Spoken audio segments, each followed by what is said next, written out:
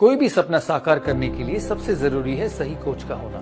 दे अपने बच्चे को सही कोचिंग का वरदान। एग्रो एस्पायर के साथ और करे उसके आईकर पीजी जेआरएफ एग्रोनॉमी का सपना साकार। Download the app now. तो आज का जो टॉपिक है हमारा दैट इज वाटर हार्वेस्टिंग। ठीक है, आज हम लोग पढ़ेंगे वाटर हार्वेस्टिंग।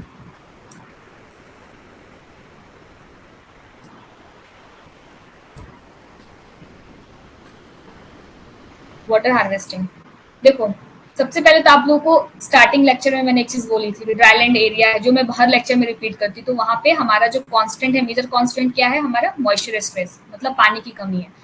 एंड सबसे फर्स्ट या सेकंड लेक्चर में मैंने आपको एक और चीज कही थी कि आप लोग को ये माइंड में तो रखना है कि ड्राईलैंड एरियाज है जो, या रेनफेड एरियाज है, वहां पे रेनफॉल ही है जिसकी वजह से हम सॉइल क्रॉप को हमें वाटर मिल रहा है। ठीक है, लेकिन एट द सेम टाइम मैंने आपको ये भी कहा था कि इस बात पे बिल्कुल भी स्टिक नहीं रहना है। डेफिनेशन पे वहां दिया हुआ है कि क्रॉप की किसी भी स्टेज पे हम इरिगेशन नहीं देते हैं, है ना, आर्टिफिशियली एप्लीकेशन नहीं करते हैं। लेकिन मैंने आपको चीज बताया था कि that is only a definition. Practically देखा जाए तो ऐसा होता है कि वहां पे इरिगेशन की फैसिलिटीज नहीं है, इस कारण से हम किस पे डिपेंडेंट है? कंप्लीटली रेनफॉल पे।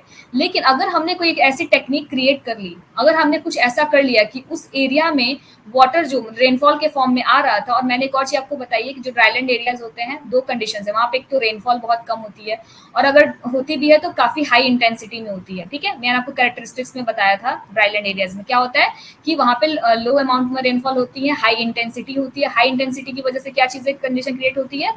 आपको रन ऑफ की, बहुत ज्यादा प्रॉब्लम है वहां पे, रन ऑफ और इरोजन की। ठीक है, तो वही चीज है कि आपको रेनफॉल तो हो रही है लेकिन वो वेस्ट हो जा रहा है एज ए रन ऑफ। तो हमारा टारगेट क्या होगा कि अगर कोई ऐसी टेक्निक हम क्रिएट कर दें, जैसे वहां का हम उस एरिया का हम जो रन ऑफ है, उससे जो वाटर का लॉस हो रहा है, रेनफॉल का लॉस हो रहा है, उसको हम बचा लें। तो हमारा जो पानी हमने कलेक्ट किया, अगर रेनफॉल जो है रन ऑफ के फॉर्म में वेस्ट हो रहा था, उसको हमने क्या कर लिया? कलेक्ट कर लिया, किसी भी एक टेक्निक से कलेक्ट कर लिया, और उसको हमने बाद में यूज किया हमारे क्रॉप को इरिगेट करने के लिए। वहां पे इरिगेशन की पहले कोई फैसिलिटीज नहीं थी, लेकिन हमने कुछ ऐसे टेक्निक क्रिएट किए जिससे हमने पानी को, वहां पे जो रेनफॉल हो रही थी उस पानी को हमने कलेक्ट कर लिया, और उसको हमने फर्दर बाद में एज ए सप्लीमेंटल इरिगेशन या फिर जो अपकमिंग टाइम में जो सीजन में, जो रबी सीजन, अगर मान लो खरीफ में हमने कलेक्ट किया, क्योंकि रेनफॉल जो बेसिकली क्या है, साउथ वेस्ट मानसून नहीं है, उसमें तो होगा नहीं, नॉर्थ ईस्ट में। तो क्या करेंगे उस टाइम पे हम लोग कि जो भी हमारा ये खरीफ में कलेक्शन होगा उसको हम रवि के टाइम पे यूज करेंगे। तो कुछ भी आप कह सकते हो, उसको हम लोग इसी सीजन में यूज कर लें, नेक्स्ट सीजन में यूज करें। बस हमारा पर्पस ये होगा कि उस वाटर को हम लोग as a irrigation purpose use करेंगे। एक और चीज कभी भी ये नहीं समझना है कि वाटर हार्वेस्टिंग का मतलब ही है सिर्फ और सिर्फ इरिगेशन के लिए, मतलब ओवरऑल इंडिया में ऐसा कि सिर्फ इरिगेशन के पर्पस से ही हम वाटर हार्वेस्टिंग करते हैं, ऐसा नहीं है। उसको हम लोग एज ए कुछ एरिया, जैसे रिमोट एरियाज हैं कुछ, जहाँ पे पानी ही अवेलेबल नहीं है इंसान के पीने के लिए, बहुत कम अवेलेबिलिटी है, तो उस एरियाज में तो मेन पर्पस होगा इंसान का कि वो जिंदा रहे। तो वहां पे हम लोग ड्रिंकिंग वाटर के लिए भी करते हैं, वाटर को स्टोर करते हैं, फिर उनका प्रोसेसिंग वगैरह करेंगे, उसकी प्योरिटी देखेंगे, उसके बाद इंसान उसको एज ए ड्रिंकिंग वाटर भी यूज करता है। कई कई जगह ऐसा होता है इंडस्ट्रीज में भी, जहाँ पे वाटर की रिक्वायरमेंट है वहां पे यूज करते हैं। तो ऐसा है कि वाटर, लेकिन हम इस चैप्टर में पढ़ेंगे तो बेसिकली हम किसको फोकस करेंगे? इरिगेशन को। लेकिन वाटर हार्वेस्टिंग जो है वो सिर्फ ऐसा नहीं है कि हम लोग इरिगेशन के लिए ही कर सकते हैं, और भी चीजों के लिए करते हैं। हार्वेस्टिंग टर्म से आप समझ रहे हैं, हार्वेस्टिंग का मतलब होता है कलेक्शन। ठीक है, कलेक्शन, कलेक्शन किस चीज का? वाटर का, that is called water harvesting. ठीक है, इस टर्म को दिया था मेयर ने, मेयर। ठीक है, मेयर ने इस टर्म को दिया था, ये आप लिख लेना, water harvesting term is given by mayor. Okay, एक और चीज है, सबसे पहले जो वाटर हार्वेस्टिंग टेक्निक है, इस टेक्निक को सबसे पहले किसने यूज किया था? इराक में यूज हुआ था, इराक ने यूज किया था इस टेक्निक को सबसे पहले। ठीक है, कब यूज किया था? 5000 ईयर्स अगो। ठीक है, 5000 ईयर्स अगो इराक ने सबसे पहले वाटर हार्वेस्टिंग टेक्निक को यूज किया था इन द फर्टाइल क्रिसेंट। इसको बस डायरेक्टली आप याद कर लो, है ना, कि कभी अगर एग्जाम में आता है तो फर्टाइल क्रिसेंट किसने टर्म दिया? मेयर ने टर्म दिया था वाटर हार्वेस्टिंग। और सबसे पहले किसने स्टार्ट किया था इस टेक्निक को यूज किया था? इराक ने यूज किया था 5000 years ago in the fertile crescent. बस ये आप लोग लिख लो। ठीक है, वाटर हार्वेस्टिंग का मतलब, हार्वेस्टिंग का मतलब मैंने आपको बता दिया, collection, collection of what? Water.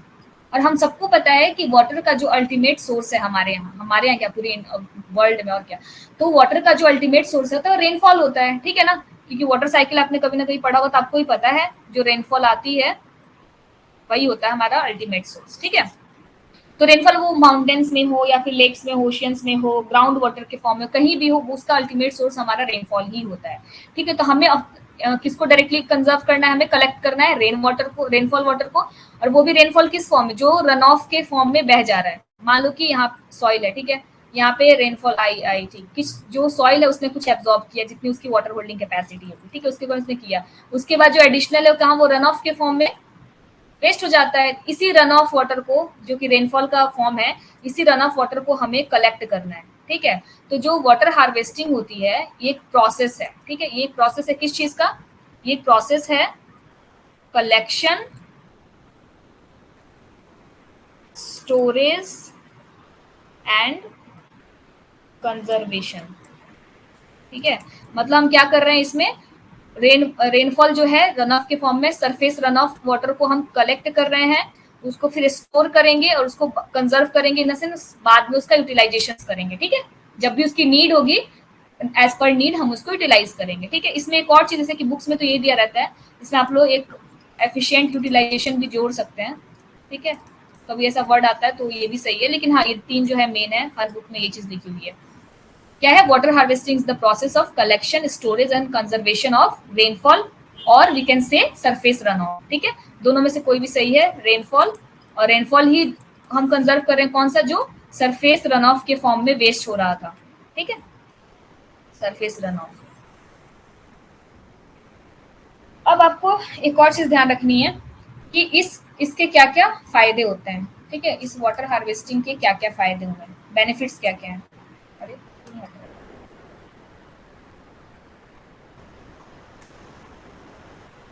ठीक है, तो अब आपको ये ध्यान रखना है कि इसके बेनिफिट्स क्या क्या होंगे। ठीक है, इसके बेनिफिट्स आप अपने माइंड से भी सोच के बता सकते हो कि हमने वाटर को, सबसे पहले तो बेनिफिट इरिगेशन में, ठीक है, राइट, इरिगेशन वाला हो जाएगा। दूसरा हो जाएगा एक और चीज, रन ऑफ से क्या होता है, इरोजन होता है। आपको ही पता है, मैंने बताया था कैरेक्टरिस्टिक्स में कि इतना ज्यादा वहां पे रन ऑफ होता है, उसकी वजह से इरोजन होता है। रन ऑफ अगर कम हो जाएगा तो इरोजन भी कंट्रोल हो जाएगा। तो इसको, इसका एक और बेनिफिट है, कंट्रोल करता है किसको, इरोजन को। ठीक है, इरोजन कंट्रोल करेगा। थर्ड क्या हो जाएगा, फ्लड को भी कंट्रोल करेगा। फ्लड, मान लो कि हमने इस रन ऑफ वाटर को कंट्रोल नहीं किया, मान लो किसी जगह पे बहुत ज्यादा ही बारिश अगर हो गई किसी टाइम पे, और वहां पे जो रन ऑफ हो रहा है उसको हमने कंट्रोल नहीं किया, मतलब कंट्रोल मींस कलेक्ट नहीं किया, तो क्या होगा, फ्लड की कंडीशंस क्रिएट हो जाएगी। ठीक है, तो इसलिए ये क्या होगा, रन ऑफ अगर हमने वो कर लिया, कलेक्ट कर लिया, तो इसने कंट्रोल कर दिया किसको, फ्लड को। तो इसने इरोजन को भी कंट्रोल किया, फ्लड को भी कंट्रोल किया, इरिगेशन वाटर की, ठीक है, इरिगेशन के लिए इसने एक और चीज किया, रिचार्ज किया किसको, ग्राउंड वाटर को। ठीक है, ग्राउंड वाटर, वो आगे आप जो भी प्रोसेस पढ़ेंगे सब समझ में आ जाएगा कि इसमें ग्राउंड वाटर कैसे रिचार्ज हो रहा है। ठीक है, इंडस्ट्रियल यूज के लिए भी जो वाटर की रिक्वायरमेंट थी उसकी भी फुलफिलमेंट हो जाएगी। ड्रिंकिंग वाटर के लिए मैंने आपको बताया, जो रिमोट एरियाज हैं जहाँ पे वाटर की काफी स्कैर्सिटी है, वहाँ पे इवन पीने के लिए बहुत सोच सोच के पर्सन को बहुत एफिशिएंटली यूज करना पड़ता है, तो उस एरिया में वाटर हार्वेस्टिंग की अगर टेक्निक क्रिएट की जाती है तो काफी बेनिफिट्स रहेगा। तो ये इसके कुछ बेनिफिट्स होगा। ठीक है, अब आते हैं, हम लोग पढ़ते हैं कि इसके क्या कॉम्पोनेंट्स हैं। ठीक है, कॉम्पोनेंट्स इसके क्या हैं, ये सब आप लोग अपने लैंग्वेज में जैसे आप लोग लगे लिखते जाना। कंपोनेंट्स, कंपोनेंट्स क्या क्या हैं। ठीक है, इसके तीन कंपोनेंट्स हैं, वाटर हार्वेस्टिंग के तीन कंपोनेंट्स हैं। First one is catchment area, catchment area. Second one is storage facility, and third one is the command area. ठीक है, ये तीन इसके कंपोनेंट्स हो गए, कमांड एरिया, ये तीन कंपोनेंट हो गए। अब आपको ये जानना है कि कैचमेंट एरियाज क्या है, स्टोरेज जो फैसिलिटीज या स्टोरेज जो एरियाज है वो क्या है, और कमांड एरिया क्या है। ठीक है, कैचमेंट एरिया का मतलब है वो एरिया जहां से हम पानी को कलेक्ट कर रहे हैं, वो एरिया जहां से, बहुत गंदा लग रहा है हिंदी में, तो ऐसा एरिया जहां से हम पानी को कलेक्ट कर रहे हैं। ठीक है ना, वाटर का कलेक्शन कर रहे हैं। Land from where we collect the water. ठीक है, जो लैंड का ऐसा पार्ट जहां से हम वाटर को कलेक्ट कर रहे हैं, that is called catchment area. Catchment area मतलब जहां से हम कैच कर रहे हैं, वाटर को कलेक्ट कर रहे हैं, उस एरिया को हम बोलेंगे कैचमेंट एरिया। ठीक है, अब देखो आपको वाटर हार्वेस्ट करना है तो कोई एरिया होगा ना जहां से आप वाटर, जहां पे रन ऑफ हो रही है, वहां से आप पानी को लोगे। ठीक है, उसके बाद क्या करोगे, आप उसको स्टोर करोगे। उसका मैंने आपको तीन चीज बताई थी, कलेक्शन, स्टोरेज एंड कंजर्वेशन, या फिर उसका यूटिलाइजेशन। ठीक है, तो वही चीज है कि हमने कलेक्शन यहाँ से किया, दैट इज कैचमेंट एरिया। फिर हमने उसको स्टोर किया, स्टोरेज फैसिलिटी मतलब ऐसे एरिया, ऐसा एक फैसिलिटी जहां पे हम जो वाटर जहां से हम लेकर आए कैचमेंट एरिया से, तो उसको हम कलेक्टेड जो वाटर था उसको हम स्टोर करेंगे, तो उसको बोलेंगे स्टोरेज फैसिलिटी। और कमांड एरिया का मतलब होता है जहां पे हम उसको यूज कर रहे हैं, जैसे हमारा एग्रीकल्चर फील्ड हो गया, हमने जो वाटर पहले तो कलेक्ट किया, फिर उसको स्टोर किया, और वही स्टोर्ड वाटर को हमने जाके अपने एग्रीकल्चर फील्ड पे यूज कर लिया, तो उस जहां पे हम यूज करते हैं उसको बोलते हैं कमांड एरिया। जहां से लिया हमने वाटर, कलेक्ट किया, उसको कैचमेंट एरिया, जहां पे उसको स्टोर किया उसको स्टोरेज फैसिलिटी या स्टोरेज एरिया के जो भी कह लो। कमांड एरिया जहां पे हम उस चीज को यूटिलाइज कर रहे हैं, उसको यूज कर रहे हैं। ठीक है, तो तीन कंपोनेंट समझ में आ गया आपको, catchment area, storage facility and command area. अब देखो क्या होता है, जो कैचमेंट एरिया है ये आपको माइक्रो और मैक्रो दोनों हो सकता है।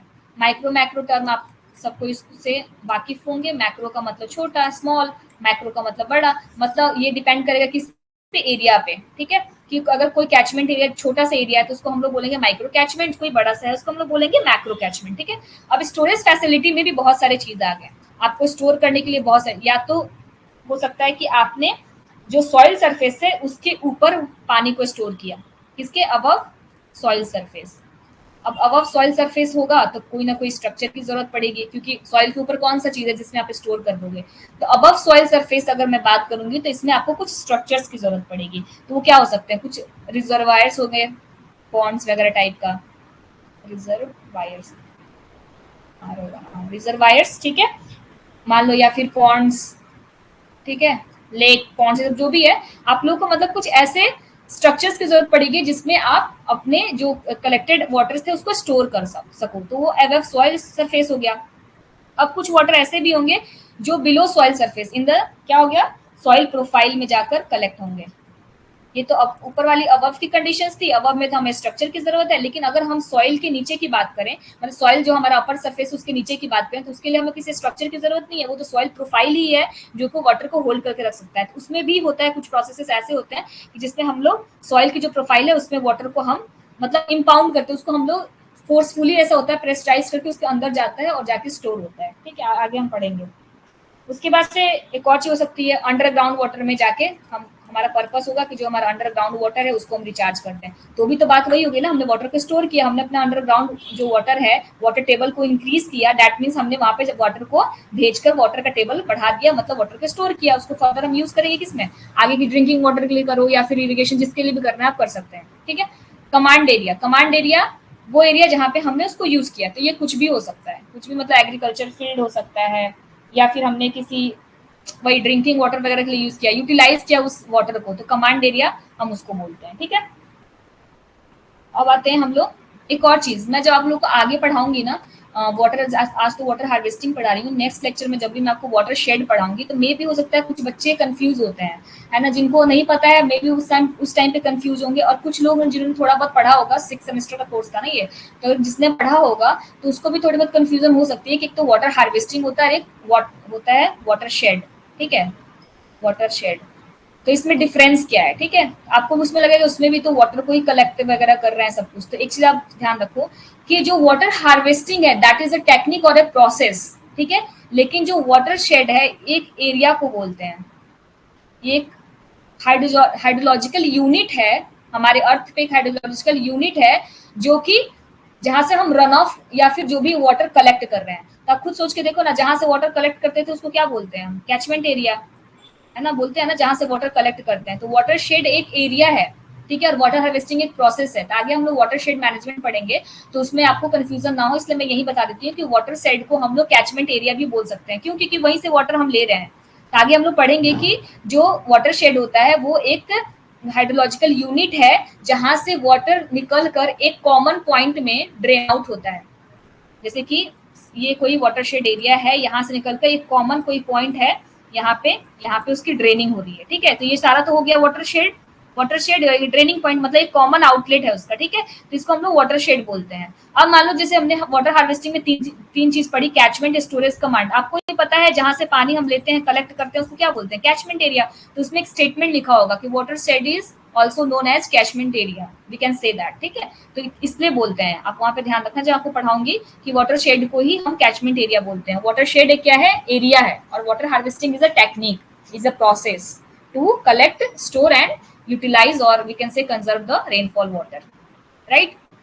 अब हम पढ़ते हैं एक चीज, एक स्टेटमेंट दी हुई है आपके रेडी में, ठीक है, इसको मैं आपको यही क्लियर कर देती हूँ, वरना आप लोग को मे भी हो सकता है कि तब कंफ्यूज आना, ठीक है। इसमें एक चीज दी हुई है कि जो हमारा एरिड एरिया है, एरिड जोन है, ठीक है, एरिड जोन है, इसमें जो कैचमेंट एरिया है, कैचमेंट एरिया वो हाई प्रोपोर्शंस में होता है, ठीक है, high proportion as compare to command area, ठीक है ना। किससे कंपेयर कर रहे हैं? कमांड एरिया से।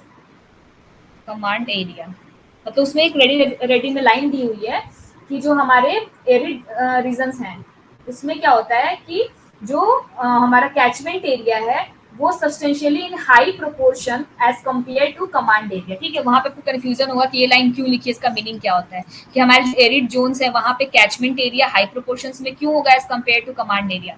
तो देखो, आपको सबको पता है कि जो हमारा एरिड जोन होता है यहाँ पे रेनफॉल कम होती है, ठीक है, रेनफॉल कम होती है। एक और चीज मैं आपको जब कंपेयर करूंगी ना, एरिड और सेमी एरिड में बताऊंगी, ठीक है। उसमें जो लाइन लिखी हुई है वो थोड़ा कंपेयर सेमी एरिड और एरिड के बीच में ही करके लिखी हुई है, ठीक है।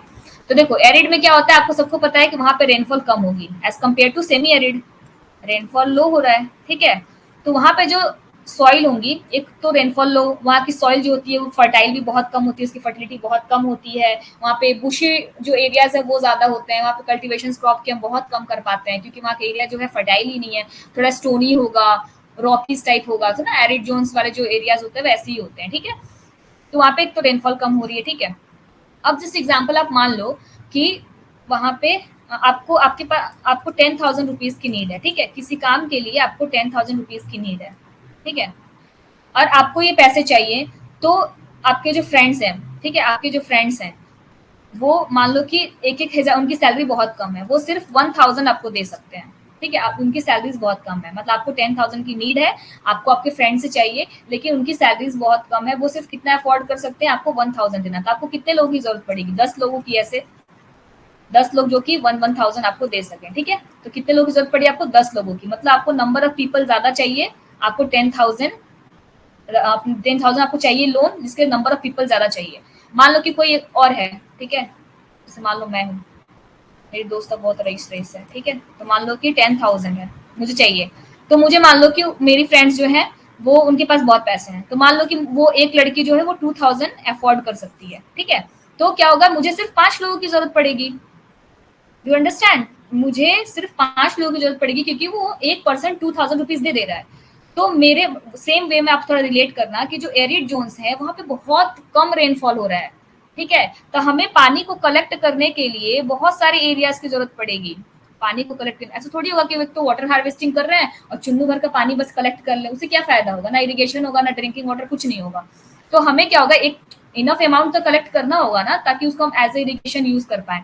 तो हमें ना एरिड जो जोन्स होते हैं वहां पे इतने इतने कम पानी है, इतने थोड़े थोड़े पानी होती है, वहां पे बारिश होगी तो बहुत सारे एरिया की जरूरत पड़ेगी हमें। ये सारे कैचमेंट एरियाज है, मान लो 10-12 कैचमेंट एरिया है, तब सबसे पानी कलेक्ट करने के बाद तब हमारा एक, मान लो ये अमाउंट हमारा क्रिएट हो रहा है। वही अगर सेमी एरिड में देखो तो इसके कंपैरेटिवली कम की जरूरत पड़ेगी ना, क्योंकि यहाँ रेनफॉल थोड़ा सा ठीक ठाक हो रहा है, ये वाली कंडीशन है, मतलब यहाँ रेनफॉल ये था और यहाँ पे रेनफॉल जो है 1,000 वाला था। समझ पा रहे हो आप लोग मैं क्या कहना चाह रही हूँ? जो हमारा एरिड जोन है वहां पे रेनफॉल जो है कम होती है, तो हमें हर छोटे छोटे जो कैचमेंट एरियाज है वहां से हम लोग को ना, मतलब जो भी कैचमेंट एरिया हम लोग को ज्यादा कैचमेंट एरिया की जरूरत पड़ेगी, सबसे थोड़ा थोड़ा थोड़ा थोड़ा थोड़ा थोड़ा मांगकर एक इनफ अमाउंट ऑफ वाटर को हम कलेक्ट कर पाएंगे। वही सेमी एरिड में क्या है, उसके कंपैरेटिवली तो पानी थोड़ी ठीक ठाक होती है ना वहां पे रेनफॉल, तो इसलिए हम लोग को वहां पे उतने कैचमेंट एरिया की जरूरत नहीं पड़ेगी एज कम्पेयर टू एरिड। मतलब हमारे जो रेडी में लिखी हुई है वो एरिड और सेमी एरिड को कंपेयर करके लिखा हुआ है ना। तो आप हमेशा याद रखना ये लाइन सही है, कभी भी आता है स्टेटमेंट्स में। तो जो कैचमेंट एरियाज हैं एरिड जोन्स में वो हायर प्रोपोर्शंस में होते हैं as compare to command area. खुद सोचो ना कि कैचमेंट एरिया की ज्यादा जरूरत पड़ेगी क्योंकि पानी वहां से थोड़े थोड़ा मिलकर कलेक्ट होगा, और कलेक्ट तो थोड़ा ही होगा ना, तो कमांड एरिया जहां पे हमको यूज करना है वो कम ही होगा ना कंपेयर टू कैचमेंट एरिया।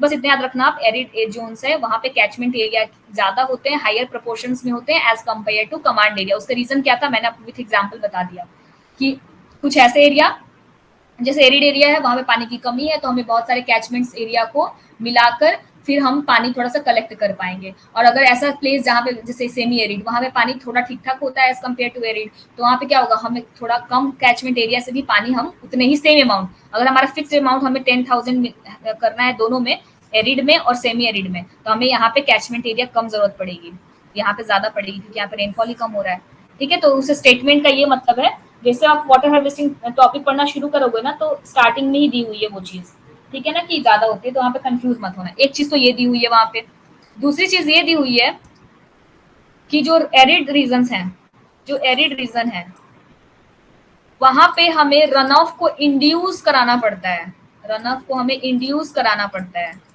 जबकि जो सेमी एरिड रीजन्स हैं, ये मैं आपको इसलिए बता रही हूँ क्योंकि आप ऐसे पढ़ लोगे तो आपको वो समझ में बिल्कुल भी नहीं आएगा, आप मुझसे दोबारा पूछते ही जरूर, तो इसलिए पहले बता देती हूँ। जो एरिड रीजन है वहां पे रन ऑफ इंड्यूस करने की जरूरत पड़ती है, जबकि जो हमारा सेमी एरिड रीजन है यहाँ पे इंड्यूस की जरूरत नहीं पड़ती, जो एक्सेस रेनफॉल है उसको हम कलेक्ट करते हैं। अब आप सोचोगे कि ये क्या है, ठीक है, तो क्या होता है कि जो हमारा एरिड रीजन्स है, एक फैक्टर तो मैंने आपको बता दिया कि वहां पे रेनफॉल कम हो रही है, ठीक है। दूसरा फैक्टर आपको अच्छे से पता है, वहाँ सॉइल फर्टिलिटी वगैरह भी अच्छी नहीं है, वहाँ पे जो रॉकी एरियाज है, माउंटेन वो है, पथरीले हैं थोड़े से, वहाँ पे जो बुशिस ट्रीज वगैरह हैं, तो वहाँ पे जो रेनफॉल है, वहाँ की जो सॉइल इतनी कम हो रही है कि वहाँ पे जो सॉइल है ना उतने पानी को तो वही ले लेती है, तो वहाँ पे रन ऑफ क्या हो पाएगा, मतलब पानी जब नहीं आएगा तो रन ऑफ की कंडीशंस कब क्रिएट होती है, जब हमारे सॉइल सैचुरेट हो जाते हैं, उसके बाद से जो एक्सेस वाटर होती है वो हमारा as a run off move करती है। तो वो क्या होता है, वहां पे ना पानी आई थोड़ी थोड़ी, वो सॉइल में भी मतलब सॉइल उसको ले रहा है, इन्फिल्ट्रेट हो रहा है, तो रन ऑफ की कंडीशन क्रिएट नहीं होगी। तो हम इंड्यूस का मतलब क्या होता है, किसी चीज को जबरदस्ती करवाना। तो हमें एरिड जोन में क्या करना पड़ता है ना, किसी बहुत सारे आएंगे मॉडिफिकेशंस मैं आपको बताऊंगी कि उस वो करके हमें वहां पे ना क्या करना पड़ता है, हमें रन ऑफ इंड्यूस कराना पड़ता है, ताकि हम जबरदस्ती वहां पे जो पानी आ रहा है उसको हम इंड्यूस करा सके, उसको हम हार्वेस्ट कर सके। अब आप सोचोगे कि ये तो अच्छी बात थी मैम, पानी आ रहा था, इसमें जा रहा था, रन ऑफ की कंडीशंस भी नहीं आ रही थी, इरोजन भी नहीं हो रहा होगा, सॉइल आराम से होल्ड कर लेगा। आप खुद सोच के देखो, एरिड रीजन ऐसा एरियाज है जहाँ पे मैंने आपको बताया भी था कि यहाँ पे 75 डेज से कम का क्रॉपिंग डेज होता है, मतलब यहाँ पे जो फेवरेबल कंडीशन है क्रॉप के लिए वो बहुत खराब है। और कुछ एरियाज में एरिड में ही बता रही हूँ, मैं से मान लो कि एरिड एरिया है, ठीक है, तो यहाँ कुछ पार्ट्स में होंगे जहाँ पे तो बिल्कुल भी कल्टीवेशन नहीं कर सकते, कुछ पार्ट होंगे जहाँ पे हम कर सकते हैं थोड़ा बहुत, कुछ में है जो कि हाँ कंपैरेटिवली काफी अच्छा होगा। तो हमें क्या करना है कि जो ये वाला पार्ट है, एडिट का ही बता रही हूँ, एडिट के अंदर ही बता रही हूँ, जैसे ये वाला जो पार्ट है जहाँ पे हमारा पॉसिबल नहीं है कल्टीवेशन, तो वहां से हम इंड्यूस करा देंगे रन ऑफ को, वहां से हम इंड्यूस करा देंगे और स्टोर कर लेंगे, ताकि हम जो इस एरिया में है, जो इस जहाँ पे थोड़ा बहुत कल्टीवेशन हो सकता है वहां पे तो कर लें। मतलब एरिड रीजन्स में हम थोड़ा स्मार्टली ये काम करेंगे कि ऐसे एरिया जहाँ पे कल्टीवेशन पॉसिबल नहीं है, वहां पे तो यील्ड बिल्कुल भी नहीं आनी है, तो वहां पे हम पानी सॉइल में रख के भी क्या करेंगे, वहां पे हम पानी सॉइल में रख के भी क्या करेंगे, हम क्या करेंगे वहां पे रन ऑफ इंड्यूस करा देंगे, जानबूझ के पानी वहां से हम निकाल देंगे और ऐसे एरिया में लेके जाएंगे जहाँ पे ना अच्छी कल्टीवेशन हो रही है, जहाँ पे मतलब अच्छी कंपैरेटिवली इसके अच्छी कल्टीवेशन हो जाए, इसके कंपैरेटिवली यहाँ पे बहुत अच्छी हो रही हो, तो हम उस एरिया में यूज करेंगे। हम इस एरिया में छोड़ के तो नहीं जाएंगे जहाँ पे कल्टीवेशन ही नहीं होनी है, वहां पे पानी सॉइल लेकर भी क्या करेगा, ठीक है, तो इसलिए हमें इंड्यूस करने की जरूरत पड़ती है। जो सेमी एरिड रीजन्स है वहां पे हमें इंड्यूशन की जरूरत नहीं है। क्यों हम इंड्यूस नहीं करते हैं, क्योंकि वहां पे रेनफॉल जो है एरिड के कंपैरेटिवली ज्यादा होती है और इतना होता है कि रन ऑफ की कंडीशन वहां पे क्रिएट हो जाती है, ठीक है, अपने आप ही रन ऑफ की कंडीशन क्रिएट होती है, इसलिए हमें इंड्यूस करने की जरूरत नहीं पड़ती है। तो ये दो लाइन दिए हुए हैं रेडी में, आप लोग कंफ्यूज मत होना, उसमें क्या कहना चाहता है, वो यही कहना चाहता है कि एरिड के कंडीशंस में higher proportions of catchment areas की रिक्वायरमेंट होती है as compare to command area. पहले लाइन तो ये है। सेकंड ये चीज कि एरिड रीजन्स में हमें रन ऑफ को इंड्यूस करना होता है, जबकि जो सेमी एरिड रीजन्स है वहां पे हमें इंड्यूस करने की कोई जरूरत नहीं पड़ती है, एक्सेस रेनफॉल को हम कलेक्ट करते हैं सिर्फ, ठीक है, ये आप लोग समझ जाना, उस समय पढ़ के कंफ्यूज मत होना। अब नेक्स्ट मैं आपको क्या बताती हूँ, जैसे अभी मैंने बोला कि रन ऑफ को इंड्यूस करना, मैंने बोला ना, तो आपको मन में आ रहा होगा कि रन ऑफ को इंड्यूस तो करना है बट कैसे करेंगे, कुछ तो होता होगा ना। तो रन ऑफ को इंड्यूस करने के लिए दो चीज होती है, या तो हम लैंड का अल्टरेशन मतलब कुछ उसमें मॉडिफिकेशंस चेंज कर देंगे, लैंड अल्टरेशन कर सकते हैं, या फिर हम लोग कुछ केमिकल्स यूज कर सकते हैं।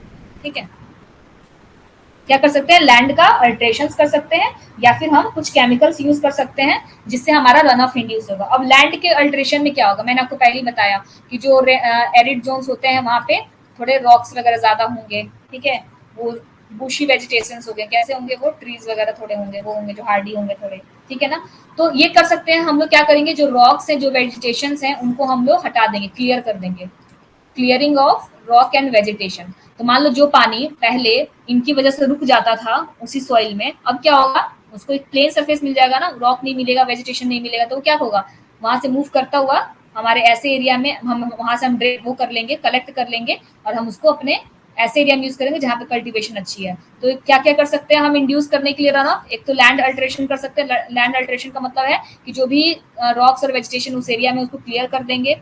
एक और चीज करेंगे, हम सॉइल का कॉम्पैक्शन बढ़ा देंगे। आपको सबको पता है सॉइल के कॉम्पैक्शन बढ़ा देंगे, इन्फिल्ट्रेशन जो है वो काफी कम हो जाएगा, उसकी वजह से रन ऑफ जो है वो होने लग जाएगा। जब सॉइल के अंदर ही नहीं जाएगा तो क्या होगा, पानी सरफेस के ऊपर से बहने लग जाएगी, तो उसको रन ऑफ। तो तीन चीज हो गई, रॉक और वेजिटेशन को क्लियर कर देना और कॉम्पैक्शन सॉइल का बढ़ा देना, उसकी वजह से क्या होगा, हमारा रन ऑफ जो है वो इंड्यूस हो जाएगा। सेकेंड चीज, कुछ केमिकल्स होते हैं, ठीक है, जिसको हम लोग सॉइल के साथ मिक्स कर देते हैं, तो उससे क्या होता है, जो सॉइल है हमारा उसमें जो भी मैक्रो माइक्रो पोर्स हैं, जो भी पोर्स होते हैं सॉइल में, पोरोसिटी जो होती है वो ब्लॉक हो जाती है। उसमें हमने मान लो कि केमिकल है, जैसे एस्फाल्ट है, इसका नाम बताऊंगे हम कौन कौन से होते हैं, जैसे कि silicon, sodium salts of silicon होते हैं, लेटेक्स कुछ होते हैं, कुछ वैक्स होते हैं, कुछ एस्फाल्ट, ये सब दिया हुआ है बुक में, आप देख लेना एक बारी। ठीक है, एस्फाल्ट हो गया, वैक्स हो गए, कुछ लेटेक्स हो गए, ये सब हम यूज कर लेंगे। और क्या करेंगे हम लोग, इन सबको यूज करके जो ये माइक्रो और मैक्रो पोर्स हैं, स्पेशली माइक्रो पोर्स, ये सब इसको हम इसमें फिल कर देंगे, तो ये ब्लॉक हो जाएगा, सब में फिल कर देंगे, तो क्या होगी, सॉइल की पोरोसिटी डिक्रीज हो जाएगी, और क्या हो जाएगा, रन ऑफ इंड्यूस हो जाएगा। कुछ सोच के देखो, रन ऑफ इंड्यूस हो जाएगा। तो ये दो चीजें थी जैसा हम करके रन ऑफ इंड्यूस कर सकते हैं, क्योंकि इंड्यूसन की जरूरत कहाँ पे है, हमारे एरिड एरियाज में, तो वहां पे रन ऑफ को ऐसे इंड्यूस करते हैं। ठीक है, अब आते हैं हम लोग कि टाइप्स कितने हैं वाटर हार्वेस्टिंग। एक और चीज जो एसआरएडी में दी हुई है, अब ध्यान रखना कि जो हमारा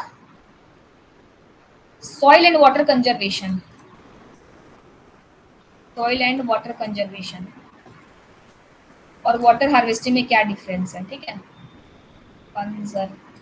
कंजर्वेशन, ठीक है, soil and water conservation and water harvesting में। तो एक चीज जो इसमें कॉन्सेप्चुअली डिफरेंस है, इसमें मैं आपको बता देती हूँ कि सॉइल एंड वाटर कंजर्वेशन में आप क्या करते हो, आप रन ऑफ को रिड्यूस करते हो ना, किस लिए, ताकि उसका इन्फिल्ट्रेशन ज्यादा हो, हम वाटर को कंजर्व कर सकें, सॉइल उसको ज्यादा होल्ड कर पाए। तो कभी भी सॉइल एंड वाटर कंजर्वेशन में हम लोग का मेन ऑब्जेक्टिव होता है रन ऑफ को कम करना, रन ऑफ को कम करना। ठीक है, ताकि हमारा इन्फिल्ट्रेशन बढ़ जाए, सॉइल की जो होल्डिंग कैपेसिटी थी, कुछ भी करके हम वहाँ पे जैसे मल्चिंग वगैरह करते थे, तो क्या करते थे, उससे सॉइल की वाटर होल्डिंग कैपेसिटी को बढ़ा रहे हैं। ठीक है, तो उसमें हम लोग रन ऑफ को, और हमारा मल्चिंग का ये भी था, रन ऑफ को इंड्यूस वो रिड्यूस कर देता है, इरोजन को रिड्यूस कर देता है। हमारा purpose soil and water conservation का रन ऑफ को कम करना होगा, जबकि देखो आपने उल्टा पढ़ा, वाटर हार्वेस्टिंग में क्या करना है, हम लोग को रन ऑफ को बढ़ाना है, ठीक है, इंड्यूस करना है। तो ये चीज ध्यान रखना, दोनों में टर्म थोड़ा सा आप लोग लगेगा, water harvesting and soil water conservation, थोड़ा कंफ्यूज हो कभी, एग्जांपल्स में भी थोड़ा सा एक दो चीजें मैच करती हैं, जैसे कि बीबीएफ है, ब्रॉड बेड फरो, आप वाटर हार्वेस्टिंग में भी पढ़ोगे और सॉइल एंड वाटर कंजर्वेशन में पढ़ोगे, तो आपको ये लगेगा कि मतलब दोनों सेम चीज है, बट इसमें कॉन्सेप्चुअली ये डिफरेंस है कि सॉइल एंड वाटर कंजर्वेशन जो है उसमें हम लोग रन ऑफ को कम करने पे फोकस करते हैं, हम लोग इन्फिल्ट्रेशन वगैरह को बढ़ाते हैं। ठीक है, लेकिन जो वाटर हार्वेस्टिंग है उसमें रन ऑफ को इंड्यूस करते हैं, मतलब इसमें हम बढ़ाते हैं रन ऑफ को। ठीक है, तो ये कॉन्सेप्चुअली डिफरेंस है दोनों में। अब हम आते हैं टाइप्स ऑफ वाटर हार्वेस्टिंग में। ठीक है, types of water harvesting, types देखो, ये आपके रेडी एसआरएडी में नहीं दी हुई है, मैं आपको खुद से बता रही हूँ, इसलिए ये आप लिख लेना, रूफ वाटर हार्वेस्टिंग। ठीक है, क्योंकि ये आपको देखो, ऐसे तो डायरेक्टली मैं जंप करूँ तो मेथड ऑफ हार्वेस्टिंग दिया हुआ है, वाटर हार्वेस्टिंग बुक में दी हुई है, लेकिन मैं चाहती हूँ बीच में आपको टाइप ऑफ वाटर हार्वेस्टिंग पता होना चाहिए, उसके बाद हम लोग आज ही अगर कवर हो जाएगा तो ठीक, नहीं तो कल हम लोग पढ़ेंगे मेथड ऑफ वाटर हार्वेस्टिंग। ठीक है, तो पहले आप लोग को टाइप्स बता देती हूँ मैं। टाइप्स है roof water harvesting, second one is surface water harvesting, surface water harvesting, ठीक है। Third one is run off induced, जो अभी आप लोग को बताई थी मैं, run off induced water harvesting, ठीक है। Next one is in situ water harvesting, and last one is the flood water flood water harvesting, ठीक है। टाइप्स में कौन कौन से हो गया? Roof water harvesting, surface water harvesting, run off induced water harvesting, in situ water harvesting and the flood water harvesting. तो ये इसके टाइप्स होगा। अब आते हैं सबसे पहले रूफ वाटर हार्वेस्टिंग क्या होती है, ठीक है। ये आपने लिख लिया सबने, लिख लो एक बार, ठीक है। ये आपके टाइप्स हो गए water harvesting, roof water, surface water harvesting, run off induced water harvesting, in situ water harvesting and the flood water. बस इसको जल्दी से मैं ब्रीफ कर देती हूँ क्योंकि ये आपके उसमें भी नहीं दी हुई है। अब रूफ वाटर का मतलब समझ में आपको आ रहा होगा। पहला जो रूफ वाटर है हार्वेस्टिंग, सिंपल सी बात है, रूफ से आपको समझ ही रहे हैं, छत पर जो रूफ है वहां से हम क्या कर रहे हैं, वहां पे जो वाटर है, जैसे कि ये रूफ है, ठीक है, यहाँ पे वाटर कलेक्ट है, वाटर है सॉरी, यहाँ से हम क्या करेंगे, इसको कलेक्ट करेंगे। कैसे कलेक्ट करेंगे? यहाँ पे एक ड्रेनिंग चैनल होंगे, ड्रेनिंग चैनल होंगे। तब इसको दो चीज हो सकता है, या तो आपने क्या किया, एक टैंक जो है बिलो अबव सरफेस है उसमें कलेक्ट कर लिया पानी को, या फिर सेकंड एक और चीज हो सकती है कि एक ड्रेनिंग चैनल से आपने बिलो द सरफेस किया, ठीक है। तो इसको क्या बोलेंगे हम लोग? Roof water harvesting. ये तो अबव में कर लिया आपने, बिलो में कर लिया, ये टैंक है, कुछ भी कह सकते हो, टैंक में कलेक्ट करेंगे वाटर को, ठीक है, टैंक। अब जो ये रूफ वाटर हार्वेस्टिंग है, इसको हम लोग इरिगेशन के लिए बहुत यूज नहीं करते हैं, ठीक है। इरिगेशन के पर्पज से इतना इसको नहीं, इसका जो पर्पज है इसके बिहाइंड आप ध्यान रखना, इसको बेसिकली हम लोग ड्रिंकिंग वाटर को फोकस करते हैं। ड्रिंकिंग वाटर हो गया, या डोमेस्टिक यूज के लिए हो गया, ठीक है, यूटेंसिल्स वगैरह वॉश वॉश करने के लिए जो हम लोग करते हैं, ये लाइव स्टॉक के लिए होते हैं। तो livestock, drinking water, domestic uses, इन सब के लिए करते हैं, ठीक है, डोमेस्टिक पर्पज से करते हैं। तो इनका इरिगेशन में बहुत ज्यादा उतना नहीं है रोल, ठीक है। जो रूफ वाटर हार्वेस्टिंग में कैसे होता है, वही रूफ है, वहां हमने पानी है, उसको हमने एक ड्रेनिंग चैनल से क्या किया, एक टैंक में कलेक्ट कर लिया, या तो अबव द सरफेस या फिर बिलो द सरफेस कर लिया टैंक। ये सिंपल से आपको होगी कि इसको हम लोग क्या बोलते हैं, रूफ वाटर हार्वेस्टिंग, ठीक है। जनरली इसको कहाँ करेंगे हम? हिली एरियाज में करेंगे, ठीक है, हिली एरियाज में पानी भी इससे कम आता है, ठीक है। तो ये आपका हो गया रूफ वाटर हार्वेस्टिंग। अब आते हैं नेक्स्ट, क्या था? Surface water harvesting. Surface water harvesting, surface water harvesting का मतलब हो गया, आपको सरफेस पे क्या था जिसकी बात की थी हमने, surface water harvesting, surface run off. Surface water harvesting is related to surface run off, मतलब जो सरफेस रन ऑफ को हम लोग क्या कर रहे हैं, कलेक्ट कर रहे हैं, ठीक है। सरफेस रन ऑफ वाटर जो था उसको हम कलेक्ट कर रहे हैं। तो इसका दो चीज होता है, इसको हम दो तरीके से कर सकते हैं, या तो शॉर्ट टर्म टेक्निक यूज करके, या तो लॉन्ग टर्म। इसको हम किस में करते हैं? ऑफकोर्स फील्ड में करते हैं, इन फील्ड। इसके दो हो सकते हैं, लॉन्ग टर्म और शॉर्ट टर्म। पहला हो गया शॉर्ट टर्म और दूसरा लॉन्ग टर्म टेक्निक्स। दो टेक्निक से इसको हम कलेक्ट कर सकते हैं, ठीक है। शॉर्ट टर्म टेक्निक्स में कौन कौन से आ जाएंगे? जैसे आपने क्या किया कि बंडिंग वगैरह कर दी, बंडिंग कर दी आपने। बंडिंग्स क्या होते हैं? आप जैसे कि फील्ड है उसमें छोटे छोटे बंड, क्यारी कह सकते हो आप, छोटे छोटे बंड बना देना, ठीक है। उससे क्या होता है, पानी, जैसे आपने जिसको थोड़ा सा एग्रीकल्चर का आइडिया होगा, मतलब जिसने देखा होगा प्रैक्टिकली, तो उसको पता होगा कि क्यारी बनाने से क्या होता है कि वाटर हमारा उधर रुक जाता है ना, रुक जाता है, वाटर की स्टेग्नेशन हो जाएगी। तो इसलिए हम लोग बंड बनाते हैं, ठीक है। कंटूर बंड का सिंपल मतलब होगा, कंटूर मतलब जो स्लोपी एरिया, तो contour bunding in the sense जैसे ये हुआ, इधर हमारा फील्ड स्लोप है, तो हम क्या करेंगे कि ऐसे इसका ऐसे कंटूर बंडिंग कर देंगे, ठीक है ना, इसके अक्रॉस, ठीक है। तो इसको हम लोग बोलते हैं, उससे क्या हो जाएगा, पानी जो है ऐसे रुकेगा। तो ये सारे ऐसे ऐसे चीजें होंगी प्रोसेस जिसमें हम लोग पानी को रोक रहे हैं, मतलब उसको कलेक्ट कर रहे हैं, ठीक। पल रुकेगा तब तो कलेक्ट होगा। तो बंडिंग हो गई, ट्रेंचेस बना देंगे, ट्रेंच वगैरह, ये सब आपने प्रैक्टिकली देखा होगा कि क्या क्या होता है बंडिंग, ट्रेंचेस। यहाँ पे आपको मैं डिटेल्स में नहीं बताऊंगी, अगला मैं अगर सॉइल एंड वाटर कंजर्वेशन पढ़ाऊंगी उसमें बता दूंगी कि हाँ बंड्स क्या होता है। जैसे सिंपली ये बता दिया, बंड मतलब जो क्यारी आप छोटे छोटे बनाते हो, उससे भी पता है पानी कलेक्ट होगा। ये हो गया आपको कंटूर बंडिंग। कंटूर मतलब स्लोप्स, कंटूर मतलब क्या होता है, ऐसी लाइन जो परपेंडिकुलर हो स्लोप के, ठीक है ना, उसको कंटूर लाइन बोलते हैं ना। तो ऐसे बना देंगे आपको, ठीक है। बंड्स वाला तो हो ही गया, ऐसे मान लो कि ये फील्ड था, ऐसे ऐसे ऐसे आपने वही क्यारी बना दी, तो पानी इसमें इसमें इसमें हो गया और आपने क्रॉप लगाया है इसमें, ठीक है। तो हमने क्या किया, शॉर्ट टर्म कौन कौन सा यूज किया, बंडिंग, ट्रेंचेस वगैरह ये सब बना दिया, कंटूर बंडिंग। लॉन्ग टर्म में हम क्या कर सकते हैं, लॉन्ग टर्म में हम लोग कोई ना कोई हम लोग को वाटर स्ट्रक्चर की जरूरत पड़ेगी। तुम खुद सोच के देखो क्या होगा अगर हमें पानी बहुत दिन तक लॉन्ग टर्म तक हमें कलेक्ट करके रखना है तो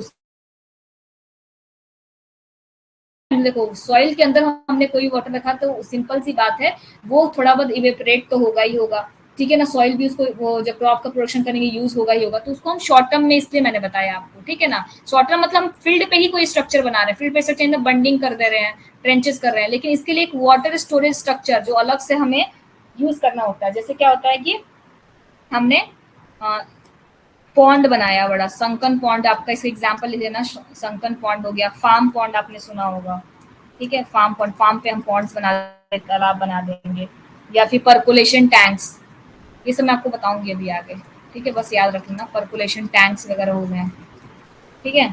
और क्या हो सकता है इसमें, हाँ जो राजस्थान से होंगे उनको जरूर पता होगा कि खादिन, नदी और टंकाज वगैरह, ये जो ट्रेडिशनल वाटर हार्वेस्टिंग की टेक्निक्स हैं राजस्थान में, कौन सा मैंने बताया, एक तो खादिन, नदी और टंकाज, ठीक है।